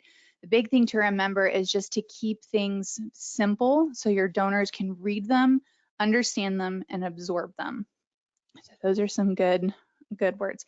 Here are some very specific tactics you can use. Avoid using the phrase, "Can you imagine?" No, a lot of us can't imagine. And instead of using that word, what you can do is paint us a picture of what you want us to imagine. I saw an appeal one time, it's like, imagine being blind. I can't imagine being blind at all. What you can do instead is use language that paints a picture for your donors so they don't have to imagine, you're doing it for them. When you get at least 2/3 of the way down the page, the donor should have an idea of what they are supposed to do. So show them a problem or a need or a gap that they can help fill, and then tell them what you want them to do. So by the time someone gets 2/3 down the way of the first page, they should have an idea of a need that they need to fill and how to do it. And then please make an ask before the end of the first page. And I do want to emphasize making an appeal or making a solid ask. I have gotten so many beautifully written letters that have no ask, and I'm not ever really given a way to act. So do include an act or an appeal for an act, but do make it donor-centered and personal. Don't make it all about you, and don't make it about how poor you are. I don't know why my GIF isn't working, but we don't want to put out the "help me, I'm poor" vibe. Instead, we want to empower donors to make a difference by donating, not just helping you reach your fiscal goal. I'm going to show you something that Rachel showed you earlier. I do love the Ahern audit, and there's a reason she and I are both talking about it. It's because it's very effective. When you write your appeal, make it personal. Use the word "you." It is the most powerful word in the English language if we want people to pay attention to what we have to say. We learned that. I always joke, this is something I learned in marketing school. I didn't actually go to marketing school, but one thing you learn very quickly in the marketing world is that people pay attention when you're talking about them. If you can work the word you into your appeal, into your subject line, into your PS, everywhere you put it, donors are going to be more likely to read it and react to it. Do try the Ahern audit. I won't go into what that is because Rachel already showed you, and I'm going to show you what it looks like in real life. Make sure it's donor-centered. If you are using the Ahern audit, you will create donor-centric text. Use donor language in a conversational tone. You don't have to write like you're writing a grant. You can be conversational, you can be friendly, you can be vulnerable with your donors. If you would not send your appeal to your best friend, or maybe your like super cool aunt, then take another look at the language you're using. I can hear my English teacher shaking her head, but contractions are okay. They come off as informal and friendly, not as sloppy. And this is my favorite thing, read your appeal out loud. I was a writing tutor for a long time, and I still use this trick constantly. If you are worried about an appeal, if you're worried that it sounds too stiff, if you're worried that a phrase is kind of weird, read it out loud. You will know immediately whether or not you need to change anything. This is a screenshot of something that Tom Ahern posted. He is the reason that we have the Ahern audit, and I think it's really important. The most important secret to success is not to talk about how great your organization is, it's to talk about how great your donors are. If you give away the credit for the work that you're doing, if you tell donors, this is what is happening, you did this, your donors are going to stay more engaged with you, they're going to be more excited about supporting you, and they're going to be more likely to give a gift as a response to your appeal. This applies both to the more formal direct mail appeals, and it applies to email appeals. So keep this in mind when you write it. So Rachel showed you what the Ahern audit looks like. This is what it looks like in real life. So I took this line, it's very org-centric. This is an example from a lady named Dahlia Masakai. And she took the sentence, we want to bring native plants back to the community, but we need help. And she rewrote it to be it more donor-centric. Now it says native plants bring many benefits to our community. It talks about the donor being able to help improve the neighborhood's environment. And this is much more appealing and much more motivating to donors. So here's the actual step-by-step on how to do an Ahern audit. So when you have your appeal in front of you, if you have it printed out, that's awesome. If you're doing it through email, or maybe you want to do this in like a word processor before you put it in the email, get out a red pen. Each time the word you appears in any of its form, so yours, you will, you, all of those, circle it in red, or if you're on a computer, highlight it in red. Anytime the org-centric language is used, we, our, us, underline it in blue. And I do want to note, because this does throw some people off, when words like our or we includes the donor, that gets the red. If it excludes the donor, if it's only talking about the organization, then it's blue. My friend Sarah always says, once you do this and you have all of your language circled, it should look like your appeal has the chicken pox, because you will want to see red circles everywhere. If a good rule of thumb is to have around twice as many you words as us words. So if you see more blue than red, give it a tweak, rewrite it a little bit. It will make your appeal much more effective, and people are more likely to donate to you. Speaking of, it is important to have a great call to action. You know, this is an appeal, you know you want donors to donate, but we actually do have to ask donors to do something, otherwise they won't. Here's what that looks like. So once you have the body of your appeal written, you want to have what we call a CTA. You may use that, you may have a different term. We want the call to action to be very specific, and we want it to be very strong. If you feel like your call to action is maybe a little pushy, that's probably a good indicator that you're on the right track. Tell donors about a specific need you have and how they can fix it. If possible, indicate a specific amount that you want them to give. It's always fine if people want to give more or less, but it's a great idea to have a specific dollar amount suggested. Do create a sense of urgency. So when you are asking your donors to act, think in your mind, why do we want to act, or why do we need our donors to act right now? If you don't give donors a sense of urgency, there is a very real chance that they'll put aside your appeal and say like, oh, well, I'll do this later, maybe when I get paid. That can be a great way to lose a gift. I do want to emphasize that your call to action needs to be believable. So you see down here, there's only 22 days left to provide 52,159 meals. That is an intense call to action. I don't even know what that many meals looks like. What they have instead is that $1.92 provides a Thanksgiving dinner. That's way more manageable. I can envision that and I can do that.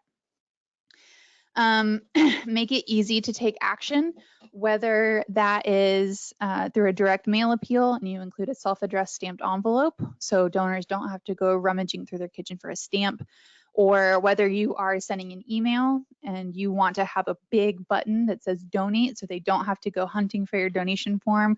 It needs to be easy for people to give. If you are sending a direct mail appeal and you're asking people to send in a remittance slip, the remit slip should be very easy to read. And I'll go into remit slips more in a minute.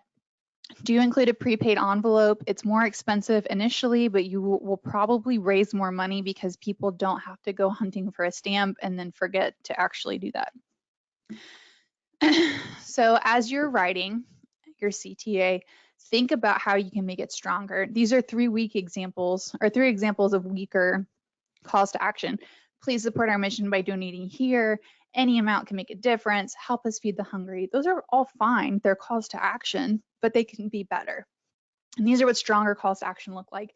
A gift of $50 will make an impact. Could you give $50? Please donate to this year's Food for the Holidays program. Be specific about where you want them to give. A $50 gift can give 2 families a Christmas dinner that they can't buy.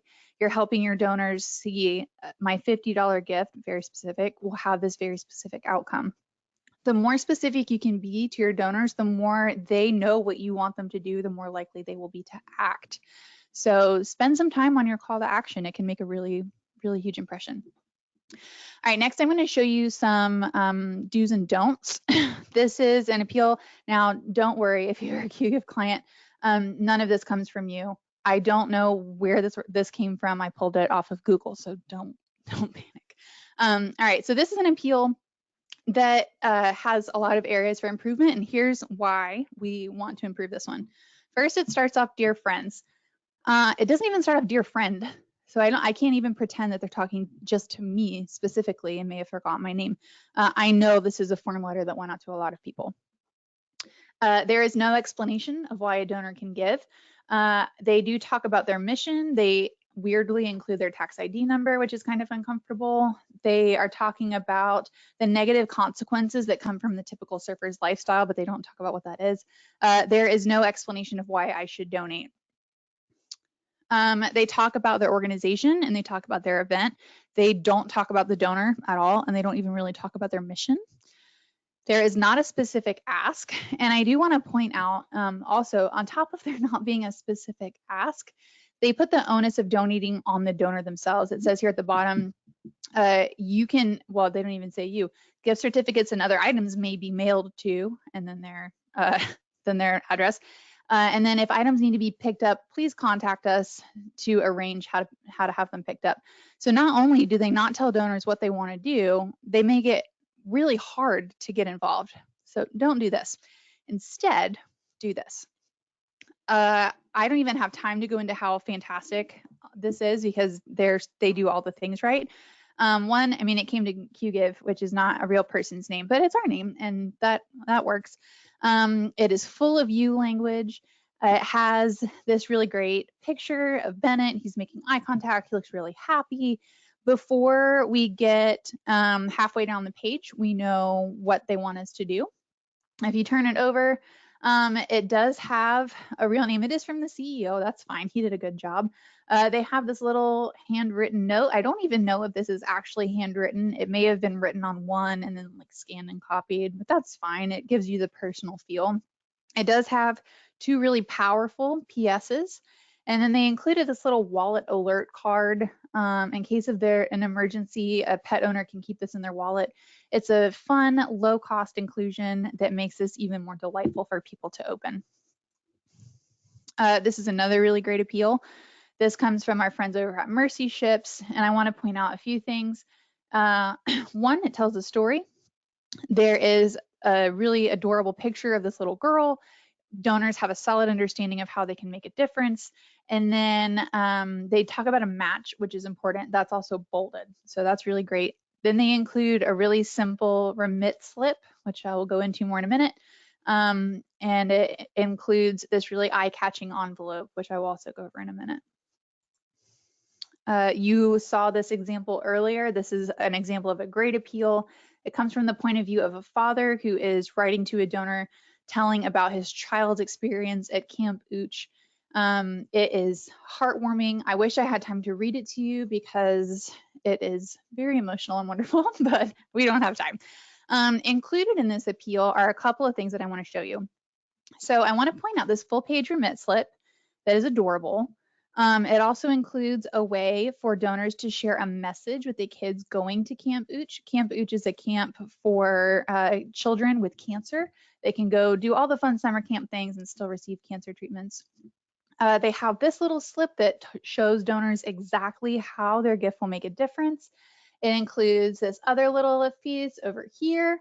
It's a story about a little boy who actually went to Camp Uch. They had these lip pieces. They had a map. They had a map of the camp, and then they have a little explanation of all the different pieces that go into that camp, what the med shed is, what the lodge is. And then they included this extra little appeal that comes from a different perspective. It comes from a mom's perspective about her son's time at Camp Uch. I hear what you're thinking because I have given this presentation before and heard these questions. This is a big appeal. It includes lots of different lift pieces. It includes unusual pictures. It probably was not the least expensive to print and send out, but it was very successful. The camp saw a 30% increase in the number of gifts, a 40% jump in overall revenue, and the average gift that their donors made went up more than 200%. And there are a few reasons for that. The appeal was really personal. You didn't get an appeal from the CEO. You got an appeal from a dad whose daughter was going to Camp Uch and having fun and being a kid, even though she was a cancer patient. The point of the letter was to connect the donors with the children who go to Camp Uch, not to the charity itself. Remember, donors like to support other people, so this is a big deal for them. Donors read stories directly from children, and from a mother, and from a father, and they have an understanding of how past donors' gifts made an impact. They got to read about Camp Uch itself, but each element that Camp Uch highlighted was centered on the kids that benefit from those elements. They could envision how their gift would make a difference. They knew what a $20 gift would accomplish, what a $600 gift would accomplish, and then it was really easy to give. The remit slip was easy. It was simple to fill out. It was engaging. It gave donors a way to actually interact with the kids that they were supporting. And then it did include a self-addressed stamped envelope. So those are some really powerful appeals. They have great body content. They have the Johnson boxes and the pictures and the signatures and everything you need. Now we're going to get into 2 little boosters that you can add to your appeal. I'm going to look at remit slips and envelopes. So remit slips are not something I've ever really used. I tend to donate online, but I know a lot of people use these. Just as you would want to have a lot of options on your donation form for gift amounts, you should have some different options on your remit slips. But if you're sending out an email appeal and directing people to your online donation form, you can have like 5 or 6 suggested gift amounts, and that's fine. You'll want to keep it simpler on a remit slip just because it can be overwhelming. So call out the specific ask that you made in your appeal. Yes, I'd like to donate $50, or give people the opportunity to donate a different amount. Do be careful not to overwhelm your donors. I've seen a lot of remit slips that cram a ton of information onto them. It makes it hard to read. It makes it hard to engage with. So keep them as simple as possible. I would encourage you to try a full page remittance slip. It is easier for you to include more branding and more fun information that keeps your donor engaged throughout their donation process. It's also really good for accessibility, especially for elderly donors, people with different site requirements. If you have ever tried to cram your entire address onto a 2-inch line on a remit slip, you know how frustrating it can be. Now imagine it's your Nana trying to fill that out. It's hard for her. You do have the opportunity on your remit slip to add some credibility to your organization. You can see here on this example, there's a little badge from the Charity Navigator and a little blurb about how the badge means that they are being ethical and responsibly using your money. That's a great opportunity for nonprofits. You can offer recurring and matching options on here. It does require a little extra follow-up on your part, but those are good elements to include. And then you can include other giving options. So if you want to, we do see sometimes people like to get direct mail appeals and then go online to donate. So do include maybe your donation form URL or maybe a text giving keyword. Give your donors other options. I also want to get into envelopes.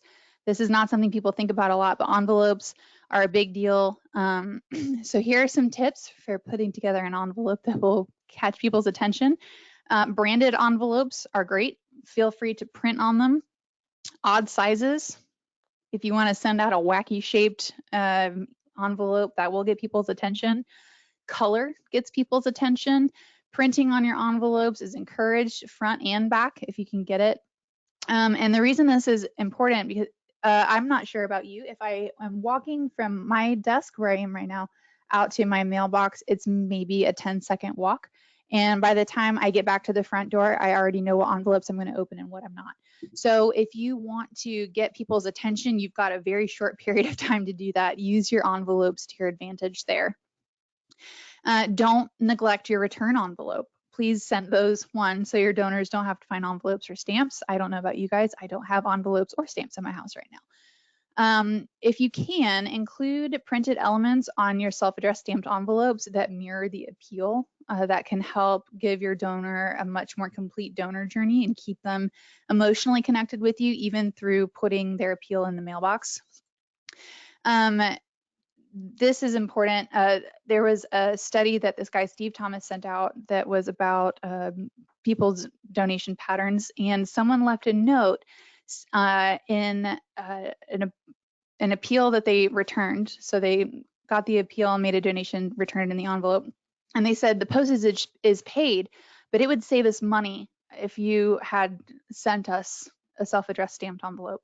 If you aren't sending self-addressed stamped envelopes, your donors are paying to send you their gift. So that's something to keep in mind. Here is a great example of an envelope. And I do want to cover the different elements that your donors are looking for as they get your envelopes.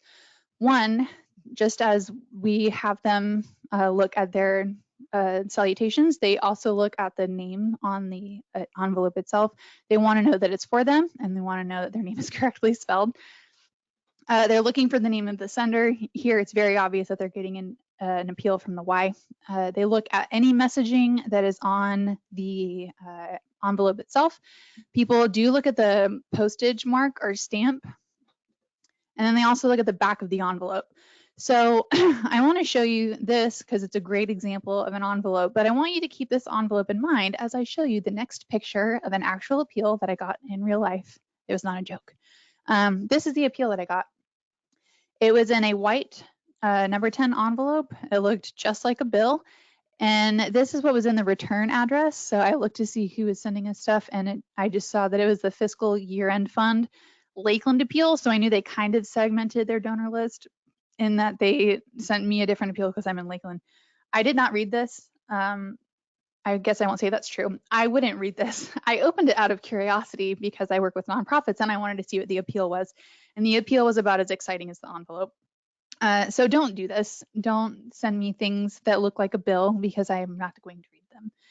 Instead, send me this. It is delightful. There's a puppy on it and I'm very excited and my name is there. And then they print it on the back and they get brownie points for using you on the envelope itself. This is another really great envelope from the Philadelphia Zoo. I'm already excited to open it because there's this like exclusive sounding offer on the front. And then on the back, I think this is also really cool. They put a bunch of like trivia questions on the back of the envelope to get me excited about what is actually going on. And then it says that the answers to these questions are only available at the open house, which now I'm doubly motivated to go. So that was a great one. This is another really wonderful appeal or another envelope. This is great for a number of reasons. One, it's not the standard 9x6 envelope. It stands out, or just kidding. This is a 9x6 envelope. It stands out from all the regular number 10 envelopes that look like bills. There is an eye-catching design. I think the designer who put this together is amazing. They're trying to get you to think about the people behind these tragedies. You don't know who the victims are. And I feel like if I open the appeal, I'm actually going to learn about it. So this is another great envelope. So after you have put in time to put together a beautiful appeal, you've thought through the Johnson box and you've spent a long time writing a great postscript. Now the last thing to do is to put it in an envelope that will get people to open it and see all of your hard work. Once you have written an appeal, periodically go over them and evaluate it. I know it is really tempting sometimes to just kind of write an appeal and then forget about it. Maybe you tweak it from year to year to use for your annual appeal. But it's really beneficial to you if you periodically review them, see maybe has your branding changed, has your focus changed, are you concentrating on a new effort this year instead of last year?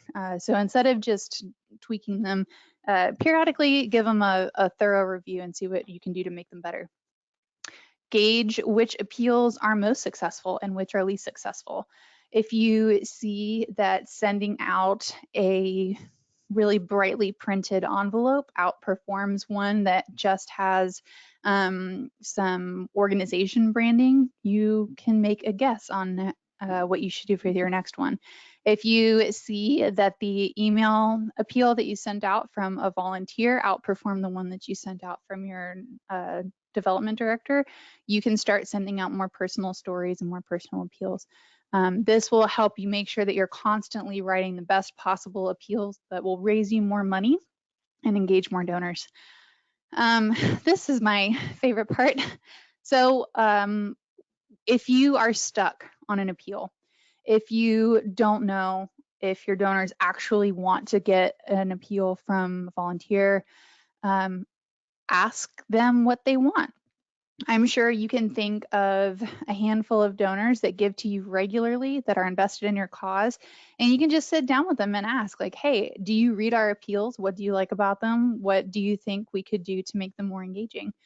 And if you really have a person who's a volunteer or a board member, someone that you trust, ask them to review your appeals before you send them out. They will be able to give you a ton of valuable insight into what actually inspires people to donate, what inspires people to get involved. And hopefully they will be honest with you about how you can tweak what you're already doing to get even more people involved. I threw so much information at you. I want to give you some extra resources. Keep in mind, we are going to send you these slides. So you'll get this. So don't worry about getting this all down right now. If you are looking for resources that will help you write a better appeal, or if you want to learn more about the science that goes into how donors read and interact with your appeals, check these out. Rachel Muir emphasized SOFI, SOFII.org. I love that website. It's so inspiring. It's wonderful. Check out the Agents of Good. They are the ones that put together the Camp Ooch appeal. They also put together the appeal from Ruby the Hummingbird and the Second Harvest Food Truck. There is a study on envelope eye tracking and how people engage with envelopes. There are whole studies on postscripts. Check out these different resources and really take your appeals to the next level. That wraps it up for me. I know we do have time for Q&A. Jennifer, do you want to take over? Absolutely. Thank you so much. If you'll just move it over to me, perfect. All right, guys, we are headed into our last presentation here, virtual fundraising examples and Q&A. The only thing I have to warn you about is I will most likely say pivot several times. So sorry, Abby. I know that people are getting tired of that buzzword, but I'm still using it. So I hope no one gets upset. Okay. So before we jump into the Q&A that year, promise of lots of good questions coming in. And if we don't get to all of them, we will definitely follow up. But anyways, before we jump into Q&A, we want to walk you through some of the ways that we've seen our nonprofit organizations pivot during COVID-19. So while we're diving in, just think about the challenges that your organization is facing and you continue to use that question box so that the panel can help answer those questions. So we're actually going to start with a poll. We just want to know if you have hosted a virtual event. We have seen a lot of our clients doing that and being really creative, as I mentioned before. So I want to throw a quick poll up, and you're actually going to, I see you guys are typing in the question box, but I'm actually going to use the fancy poll tool. It's going to pop up on the screen, and you can actually choose your answer there. So it should be there. Someone tell me if it's not. Looks like answers are coming in. So yes, you did. Yes, but you have some ideas for improvements next time. No, you haven't done it but are planning on one, or no, absolutely not. So let's see here. 48%-ish are saying not yet, but we're planning on it. 12%, yes, it went great. For those of you that are typing in other, I would love for you to type in the question box what you guys are thinking or doing, so we can get to that in a little bit. Awesome. Looks like we're getting to about half of people voting. Number one answer is not yet, but we're planning on it. Awesome. Great. Thanks, guys. It looks like everyone's at least exploring it. We've got about 18% that are saying no, we haven't and we don't plan to. And then the other I'm highly interested in. So definitely, if you want to see these, I think I can share the results. That's how it kind of shaked out. Pretty cool. Awesome. Thanks for participating in that. I need to go back. Okay, hide. Perfect. All right. So, well, I'm going to spend a little bit of time talking about virtual events. So for those of you who are not planning on it, I apologize, but maybe you'll still get some ideas on some of the themes that we saw. So we did a survey to our clients last month, and we just wanted to learn more. All were reacting to everything that was going on. What were you doing? How were you communicating? What were your challenges? And as we were going through the responses and searching for some examples to share as part of the fundraising lab, there were some themes that emerged that we didn't want to ignore. We wanted to make that part of this presentation, just to share some of that stuff with you. I'm going to touch on these pretty quickly so we can keep moving, but we do have a resource that we put together that pulled some of this out too. If you're a client, you probably got that in the newsletter this week. If you are not, then this will be coming out after the presentation as well. But first and foremost, we saw that making your gifts tangible and using clever clever storytelling during this time to connect them to your cause. Of course, that's always important, but it's more important now than ever. So examples of that are, using online storefronts. One of my examples is a virtual food pantry. You can actually feel like you're shopping and you're making those donations for food and household items very tangible to the person on the other side of the screen. Amazon wish list came up quite a bit in our survey results as well. That's a tangible thing that you can send to someone to help. So make sure that you are paying attention to that, making things tangible, using impact statements, that type of thing.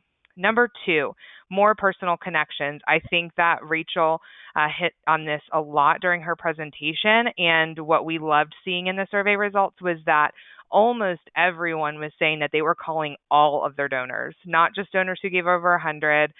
Any donor, new donor, old donor, didn't matter, calling, writing letters, that type of thing.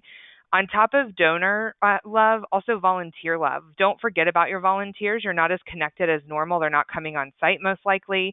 But we had a local organization actually do a T-shirt campaign. They delivered T-shirts with handwritten notes to their volunteers, just to kind of safely deliver some happiness and some connection that we're all looking for. So it seems like you guys are already doing that, but that was definitely a theme that spoke loudly in the results that we got.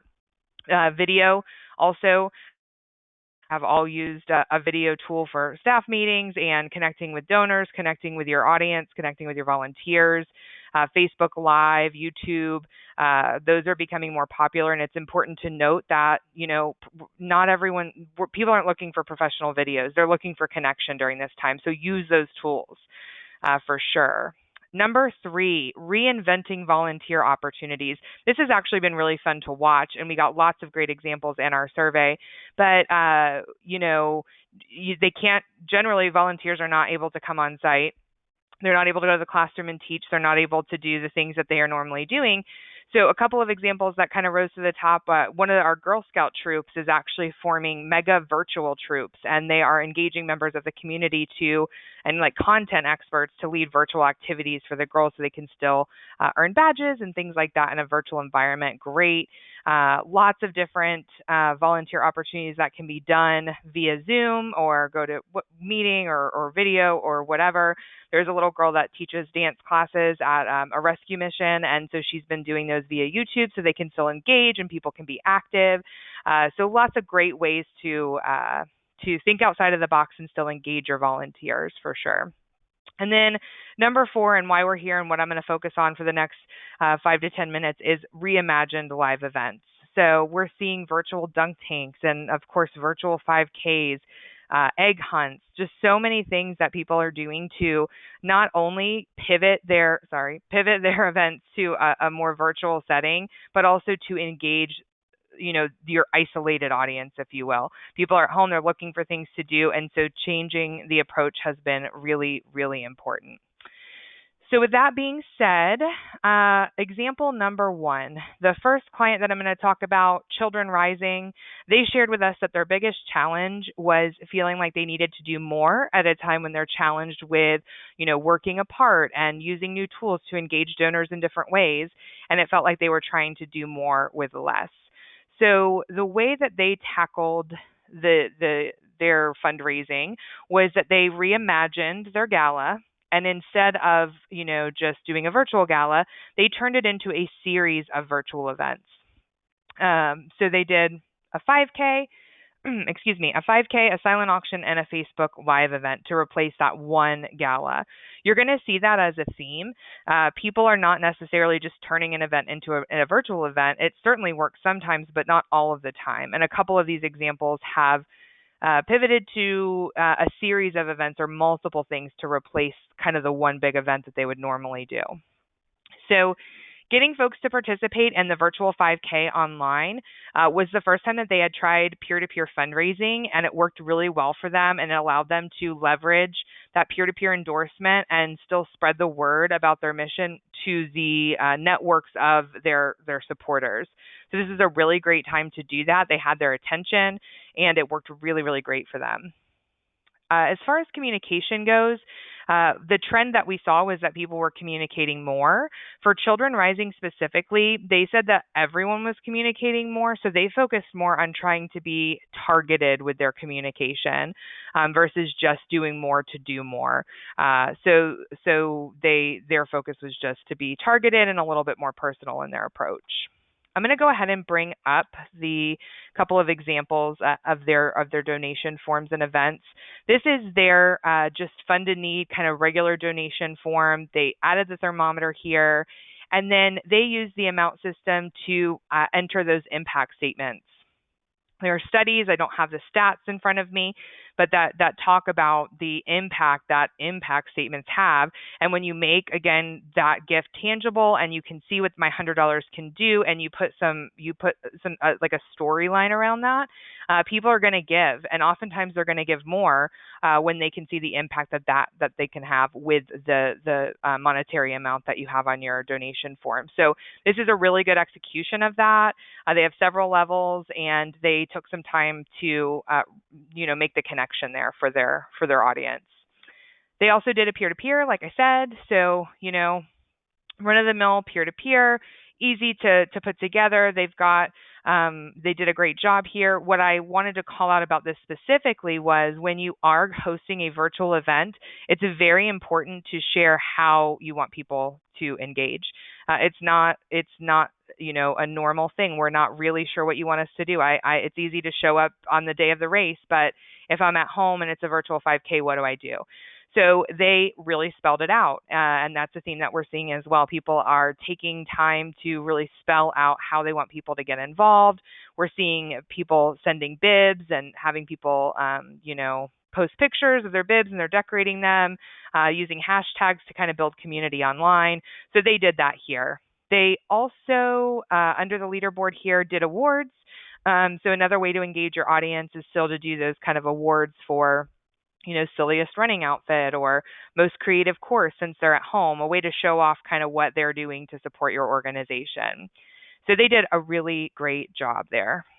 I go back.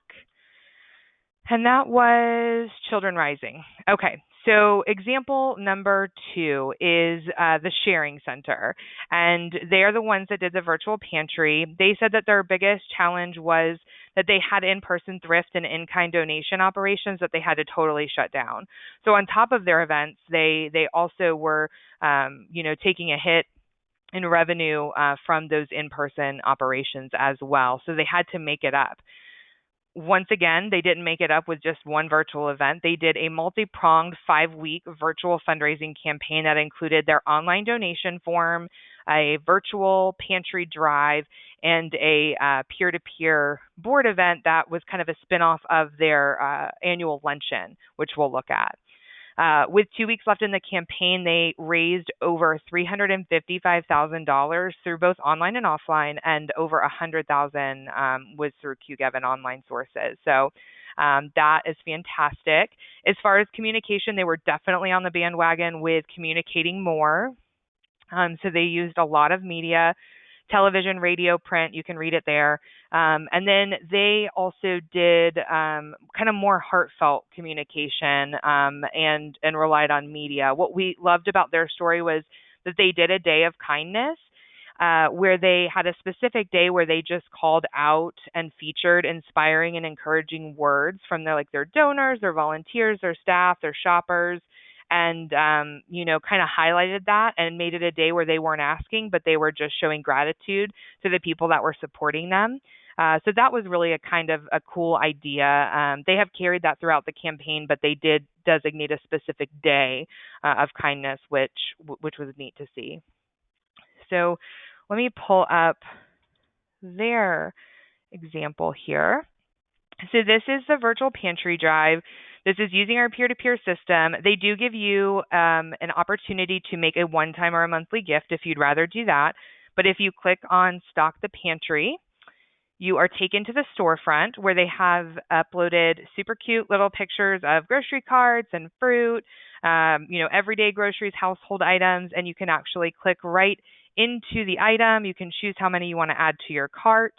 And then depending on how generous you would like to be, you can go in and add more things and just kind of fill your cart virtually and check out and support the sharing center. So this is a really good application of the peer-to-peer store, and we've seen a lot of nonprofits follow suit with anything that kind of had a picture or something that they could share just to make it a little bit more tangible and interactive. So that's a great idea. And then this is their peer-to-peer campaign. And as I said, this is a pivot from a luncheon. So, the annual luncheon, you've got table captains who are inviting people. So they turned it into a peer-to-peer event where the individuals that were fundraising were the table captains, called Good Samaritans, and they invited people to give that way, and had the program or whatever, and shared the information. So they were very successful with this. Hadn't seen too much of this because there's not really a necessity for it, but they made it work for them.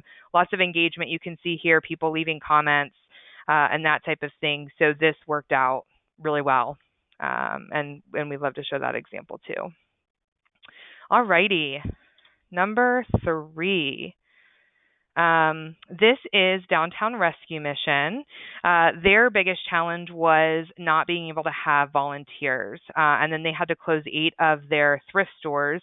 At the time of the survey for 4 to 5 weeks, I imagine that maybe even potentially it's still impacting them. And then they also had to cancel their spring and summer events.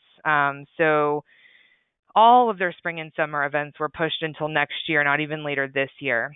So it was a golf tournament, a glow run, and an anniversary celebration that they were not doing this year anymore. So lots to make up. But again, they didn't just choose one event. They did kind of this mini campaign that was super fun. So they put together a virtual egg hunt that took minimal man hours and generated some revenue in the short term.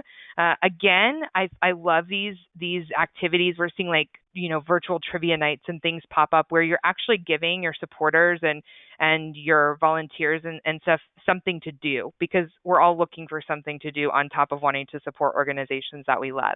So anyways, back to the egg hunt. So they did this, and I'm going to show you how they kind of set that up and how they ran it. But as far as communication goes, they were also on board with more communication. They did a weekly update series, and they used video, which we love. It's a little bit more personal, a little bit more connection that we're looking for. They were calling all of their donors, and then they were just staying a little bit more active on social media and email. And then also lots of people were talking about taking advantage of local media opportunities. So they did that too. So let me take you over to this egg hunt. So they used peer-to-peer, and now they have who the winners were and stuff. But as you scroll down, you would get clues about where the eggs were hidden.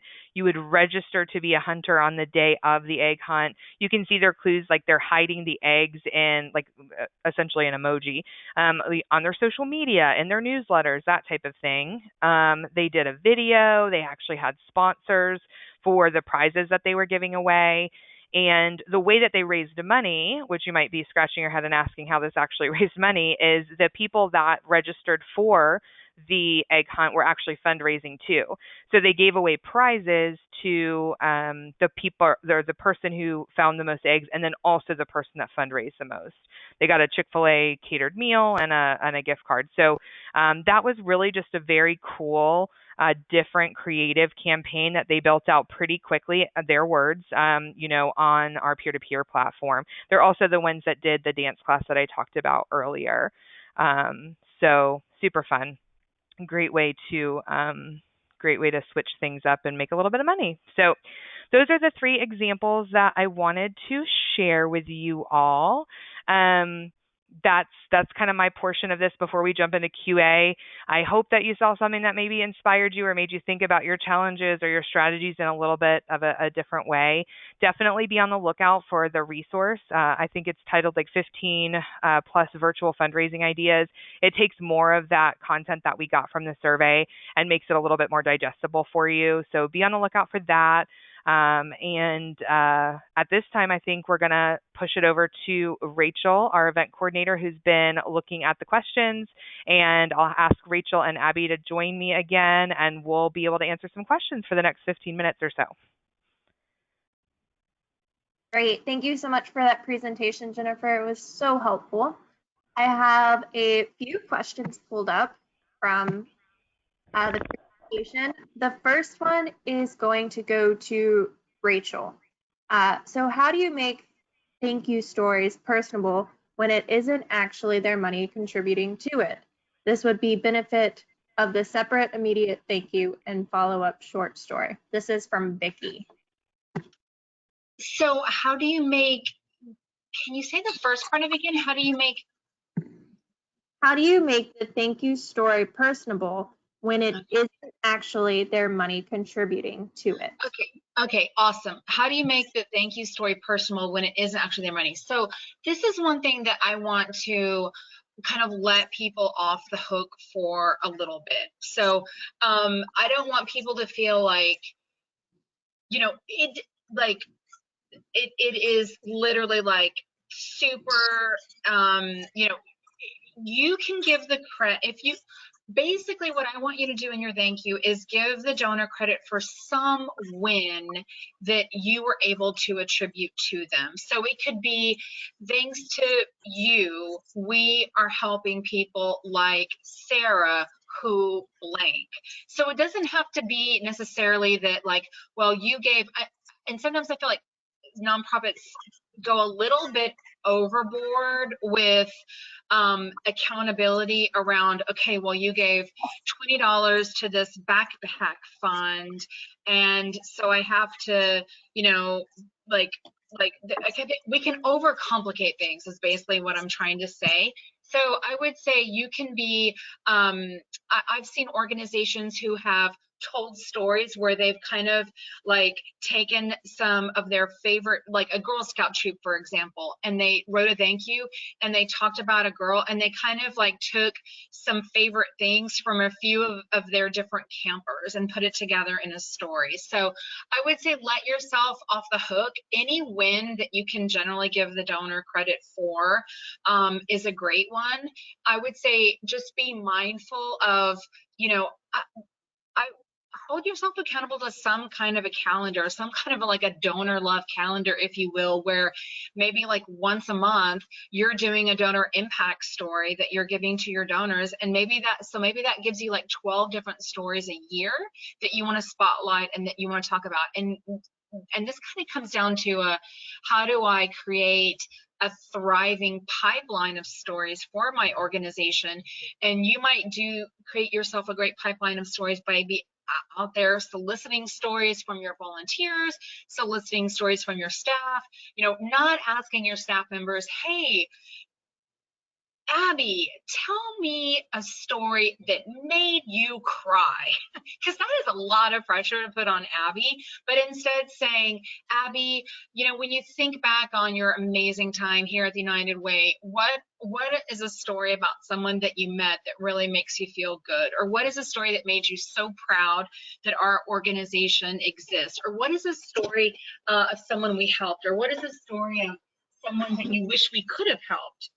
So I would also like reward your team members for sharing stories and collecting stories and celebrate storytelling, because stories are a fantastic fuel to motivate your board members around why they care about your cause and motivate your staff around why they work for you and why they do the important work of your mission. Great, thank you. All right. The next question is for Abby. We had a few people asking questions about photos and appeal letters. For photos, do you need to get a consent form? And what do you suggest for nonprofits who work with children or have privacy policies to where they can't share photos? Totally. So first part, I would highly recommend getting consent, especially if you are working under any kind of mission that has the possibility of people being embarrassed by being featured. You just want to cover your bases as well as you can. There are a few different ways you can do that. I've been to one or more events where I signed something. I was a participant and I signed something saying that I understood that by being there, I was consenting to my picture being shared. There have also been instances where I've been at events where a photographer will ask my permission before taking a photo. I think that's a really good way to handle it. If you are working in a situation where you are working with children, or you are bound by HIPAA laws, or if you are working in a really sensitive area, like if you work with a domestic violence association or anything like that, you can try to find some good stock photography. So that's not always the cheapest, and a lot of times it can come off as kind of forced if you can't find a good picture. In those instances, I would try including some images that are emotional but not necessarily focused on the face. So if you have ever looked at Humans of New York, if anyone is familiar with that account, he has a lot of pictures from people who don't want their face to be focused, and it's either things like profiles or pictures of their hands, or I mean, those are the two big ones, but there are always instances that you can break the rules, and I think that's a really great way to do that. So explore stock photography. There are a bunch of different places that you can get free stock photography, or look for ways to take photos of people without actually including their face or other identifiers. If you're looking for examples of that, check out Humans of New York, or look to see what other organizations that have a similar mission are doing.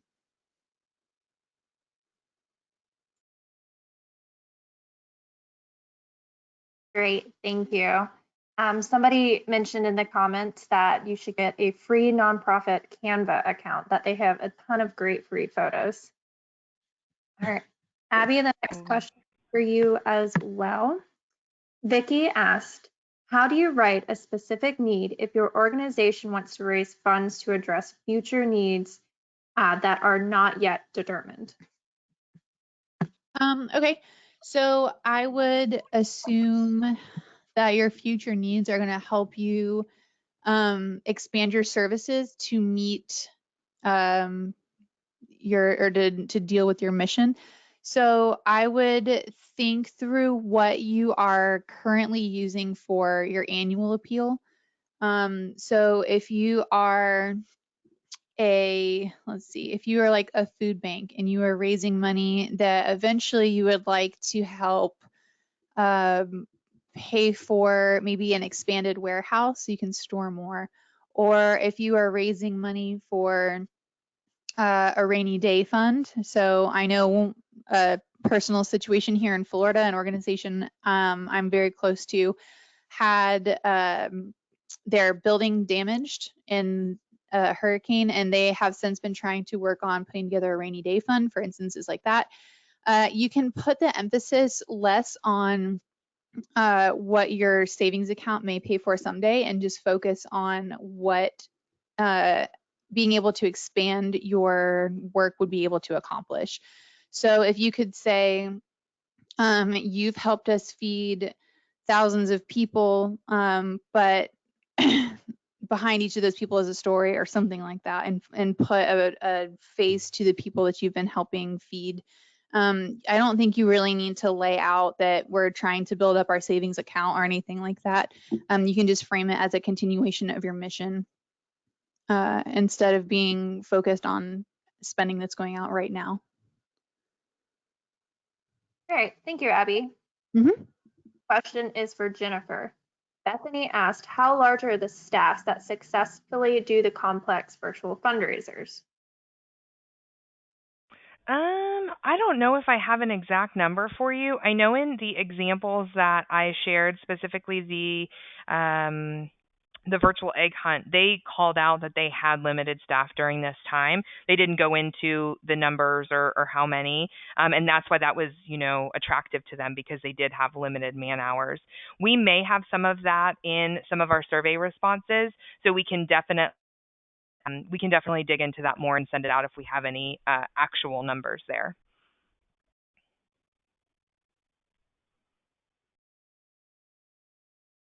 Great, thank you.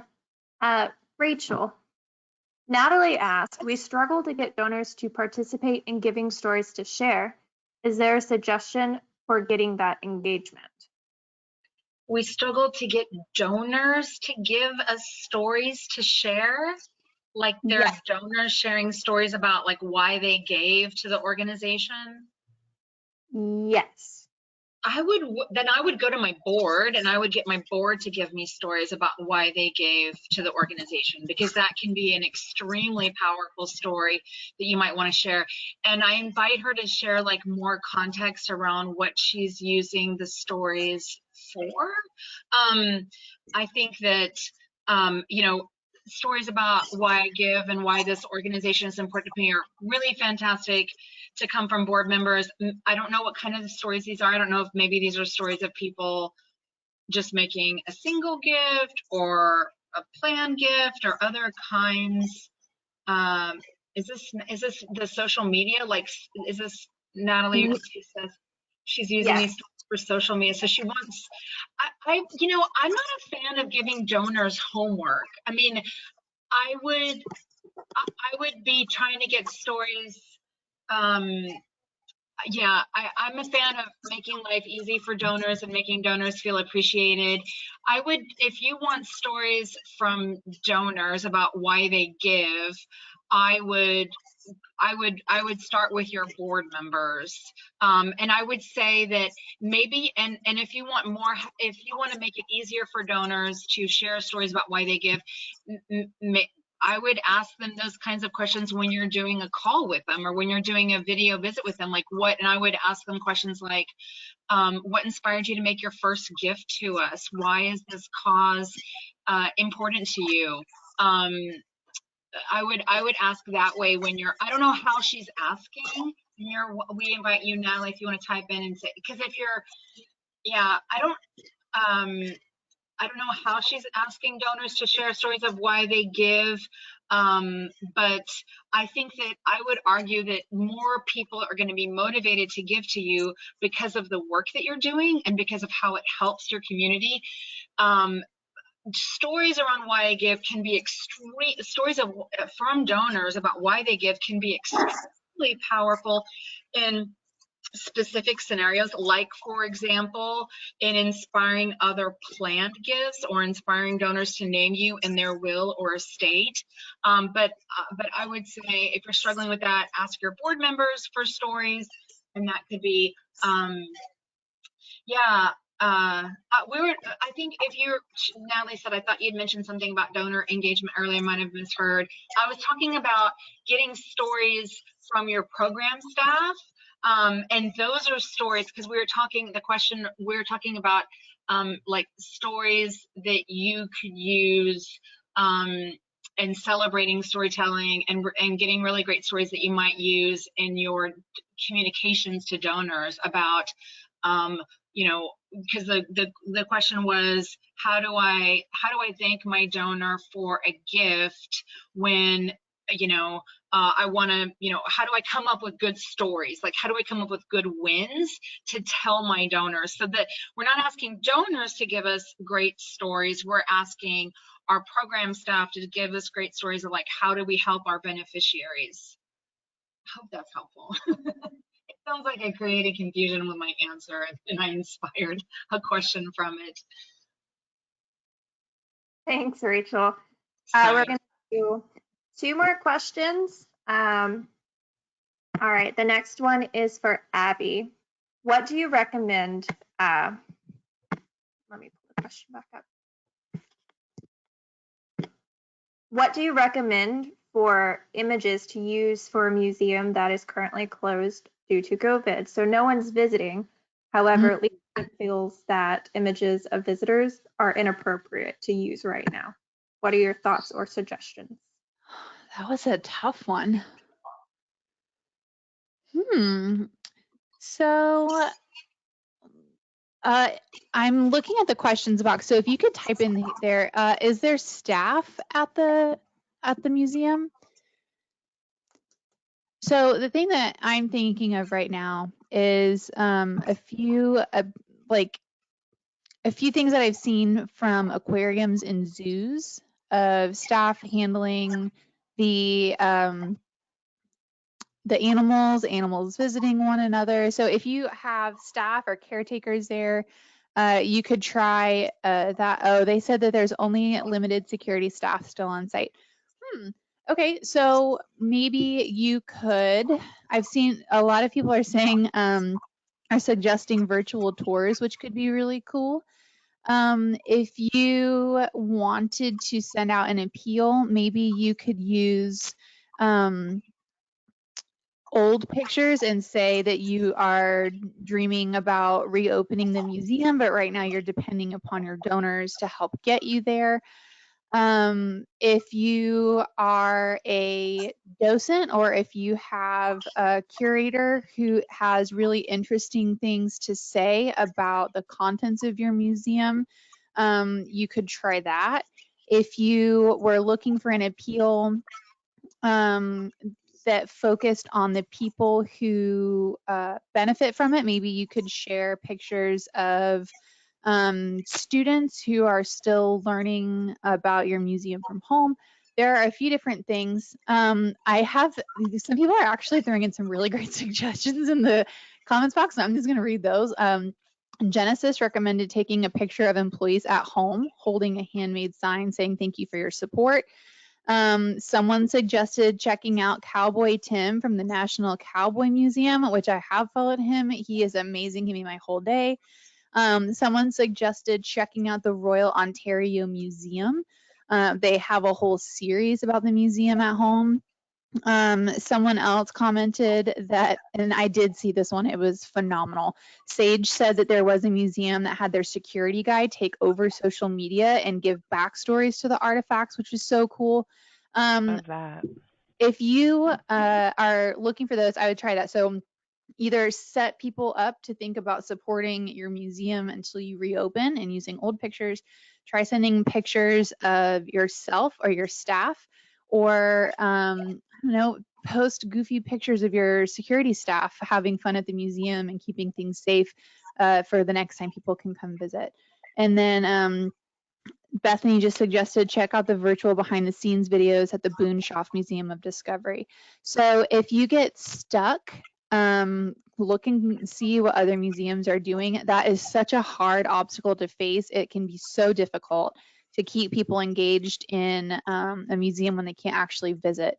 So thank you guys so much for chiming in and sharing your ideas. You really helped me out a lot because I was pretty stuck. There's some And you guys are being fantastic. It makes me think of Night of the Museum and everything coming to life with the security guards. Okay, so our last question, we had so many great ones come in. This one will be for Rachel. This is from Meredith. Any ideas on how to reach out for continued support for a membership organization? We are a performing arts venue, no season subscriptions, and a lot of our donors are transactional versus philanthropic. That's a tough one. Like, they're transactional and they're not philanthropic. That's really hard because it's like they're giving for what they get. So and anytime you're in that situation where your donors are transactional and they're not philanthropic, you have to inspire that donor to become philanthropic, and that can be a really hard thing to do. I will say, like, this is in my mind right now because we just talked about museums, but there's an organization, there was a museum in my community, and they they had sold memberships, and then they had a hard time getting people. Their constant philanthropic ask was that people give so that other people going to the museum didn't have to pay to go to the museum. But every time members went, the museum was so crowded and so packed, and it was kind of like a kind of a hard sell, and they were selling the museum what they thought was a good philanthropic ask, but the museum members might have responded better to other philanthropic asks, such as new exhibits or private hours, or more ability or expansion to just enjoy more of the museum, or behind the scenes parts of the museum. So it's always like sometimes it's like sometimes what you want to sell is, if what you want to sell isn't what your donor wants to buy, you're going to have a hard time with success on that appeal. I would encourage you to think about, because you're basically, if you're inspiring people to go from a transactional gift to a philanthropic gift, you have to do it in a way that inspires them with what a good, great, and generous person they are to be giving. So you want to really reflect that in your appeal, and you can do that in your appeal. You can do that, and you don't have to just do that in your thank you. For example, like if I was doing an appeal for an organization that helped homeless people, I might say, when you see someone sleeping under a park bench without a home, you wonder what you should do. That's just the kind of person you are, Abby. That is something that's making Abby feel like a great person. She is someone who cares about this, and how can she might be inspired to help. So I would encourage you to think about how you can reflect on them as a good person in the appeal. And I would also encourage you to think about, what is the strongest philanthropic ask that you're going to ask them? Is it like giving some free online learning for kids? Is it, of all the things that you do, what is the thing that's going to inspire them the most? If you're in a situation where you're pivoting, for example, like maybe you're pivoting from, these people had a membership and they were coming and they were getting all of our resources and now there aren't, then you could pivot more into, we're using your membership as a philanthropic gift, and thanks to your philanthropic gift we're able to do this. That was advice that I gave lots of YMCAs who were feeling conflicted about charging dues, and I encouraged them to convert those, let members know they converted that as a philanthropic gift. So I hope that is helpful, and if anyone else wants to chime in, I invite you. I hope that's helpful.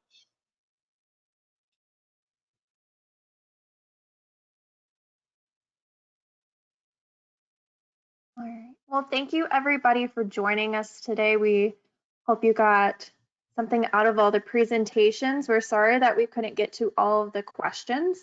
However, you can email us at either one of the emails on the screen. If you have a question about any fundraising ideas, you can email us at themarketing@qgiv.com.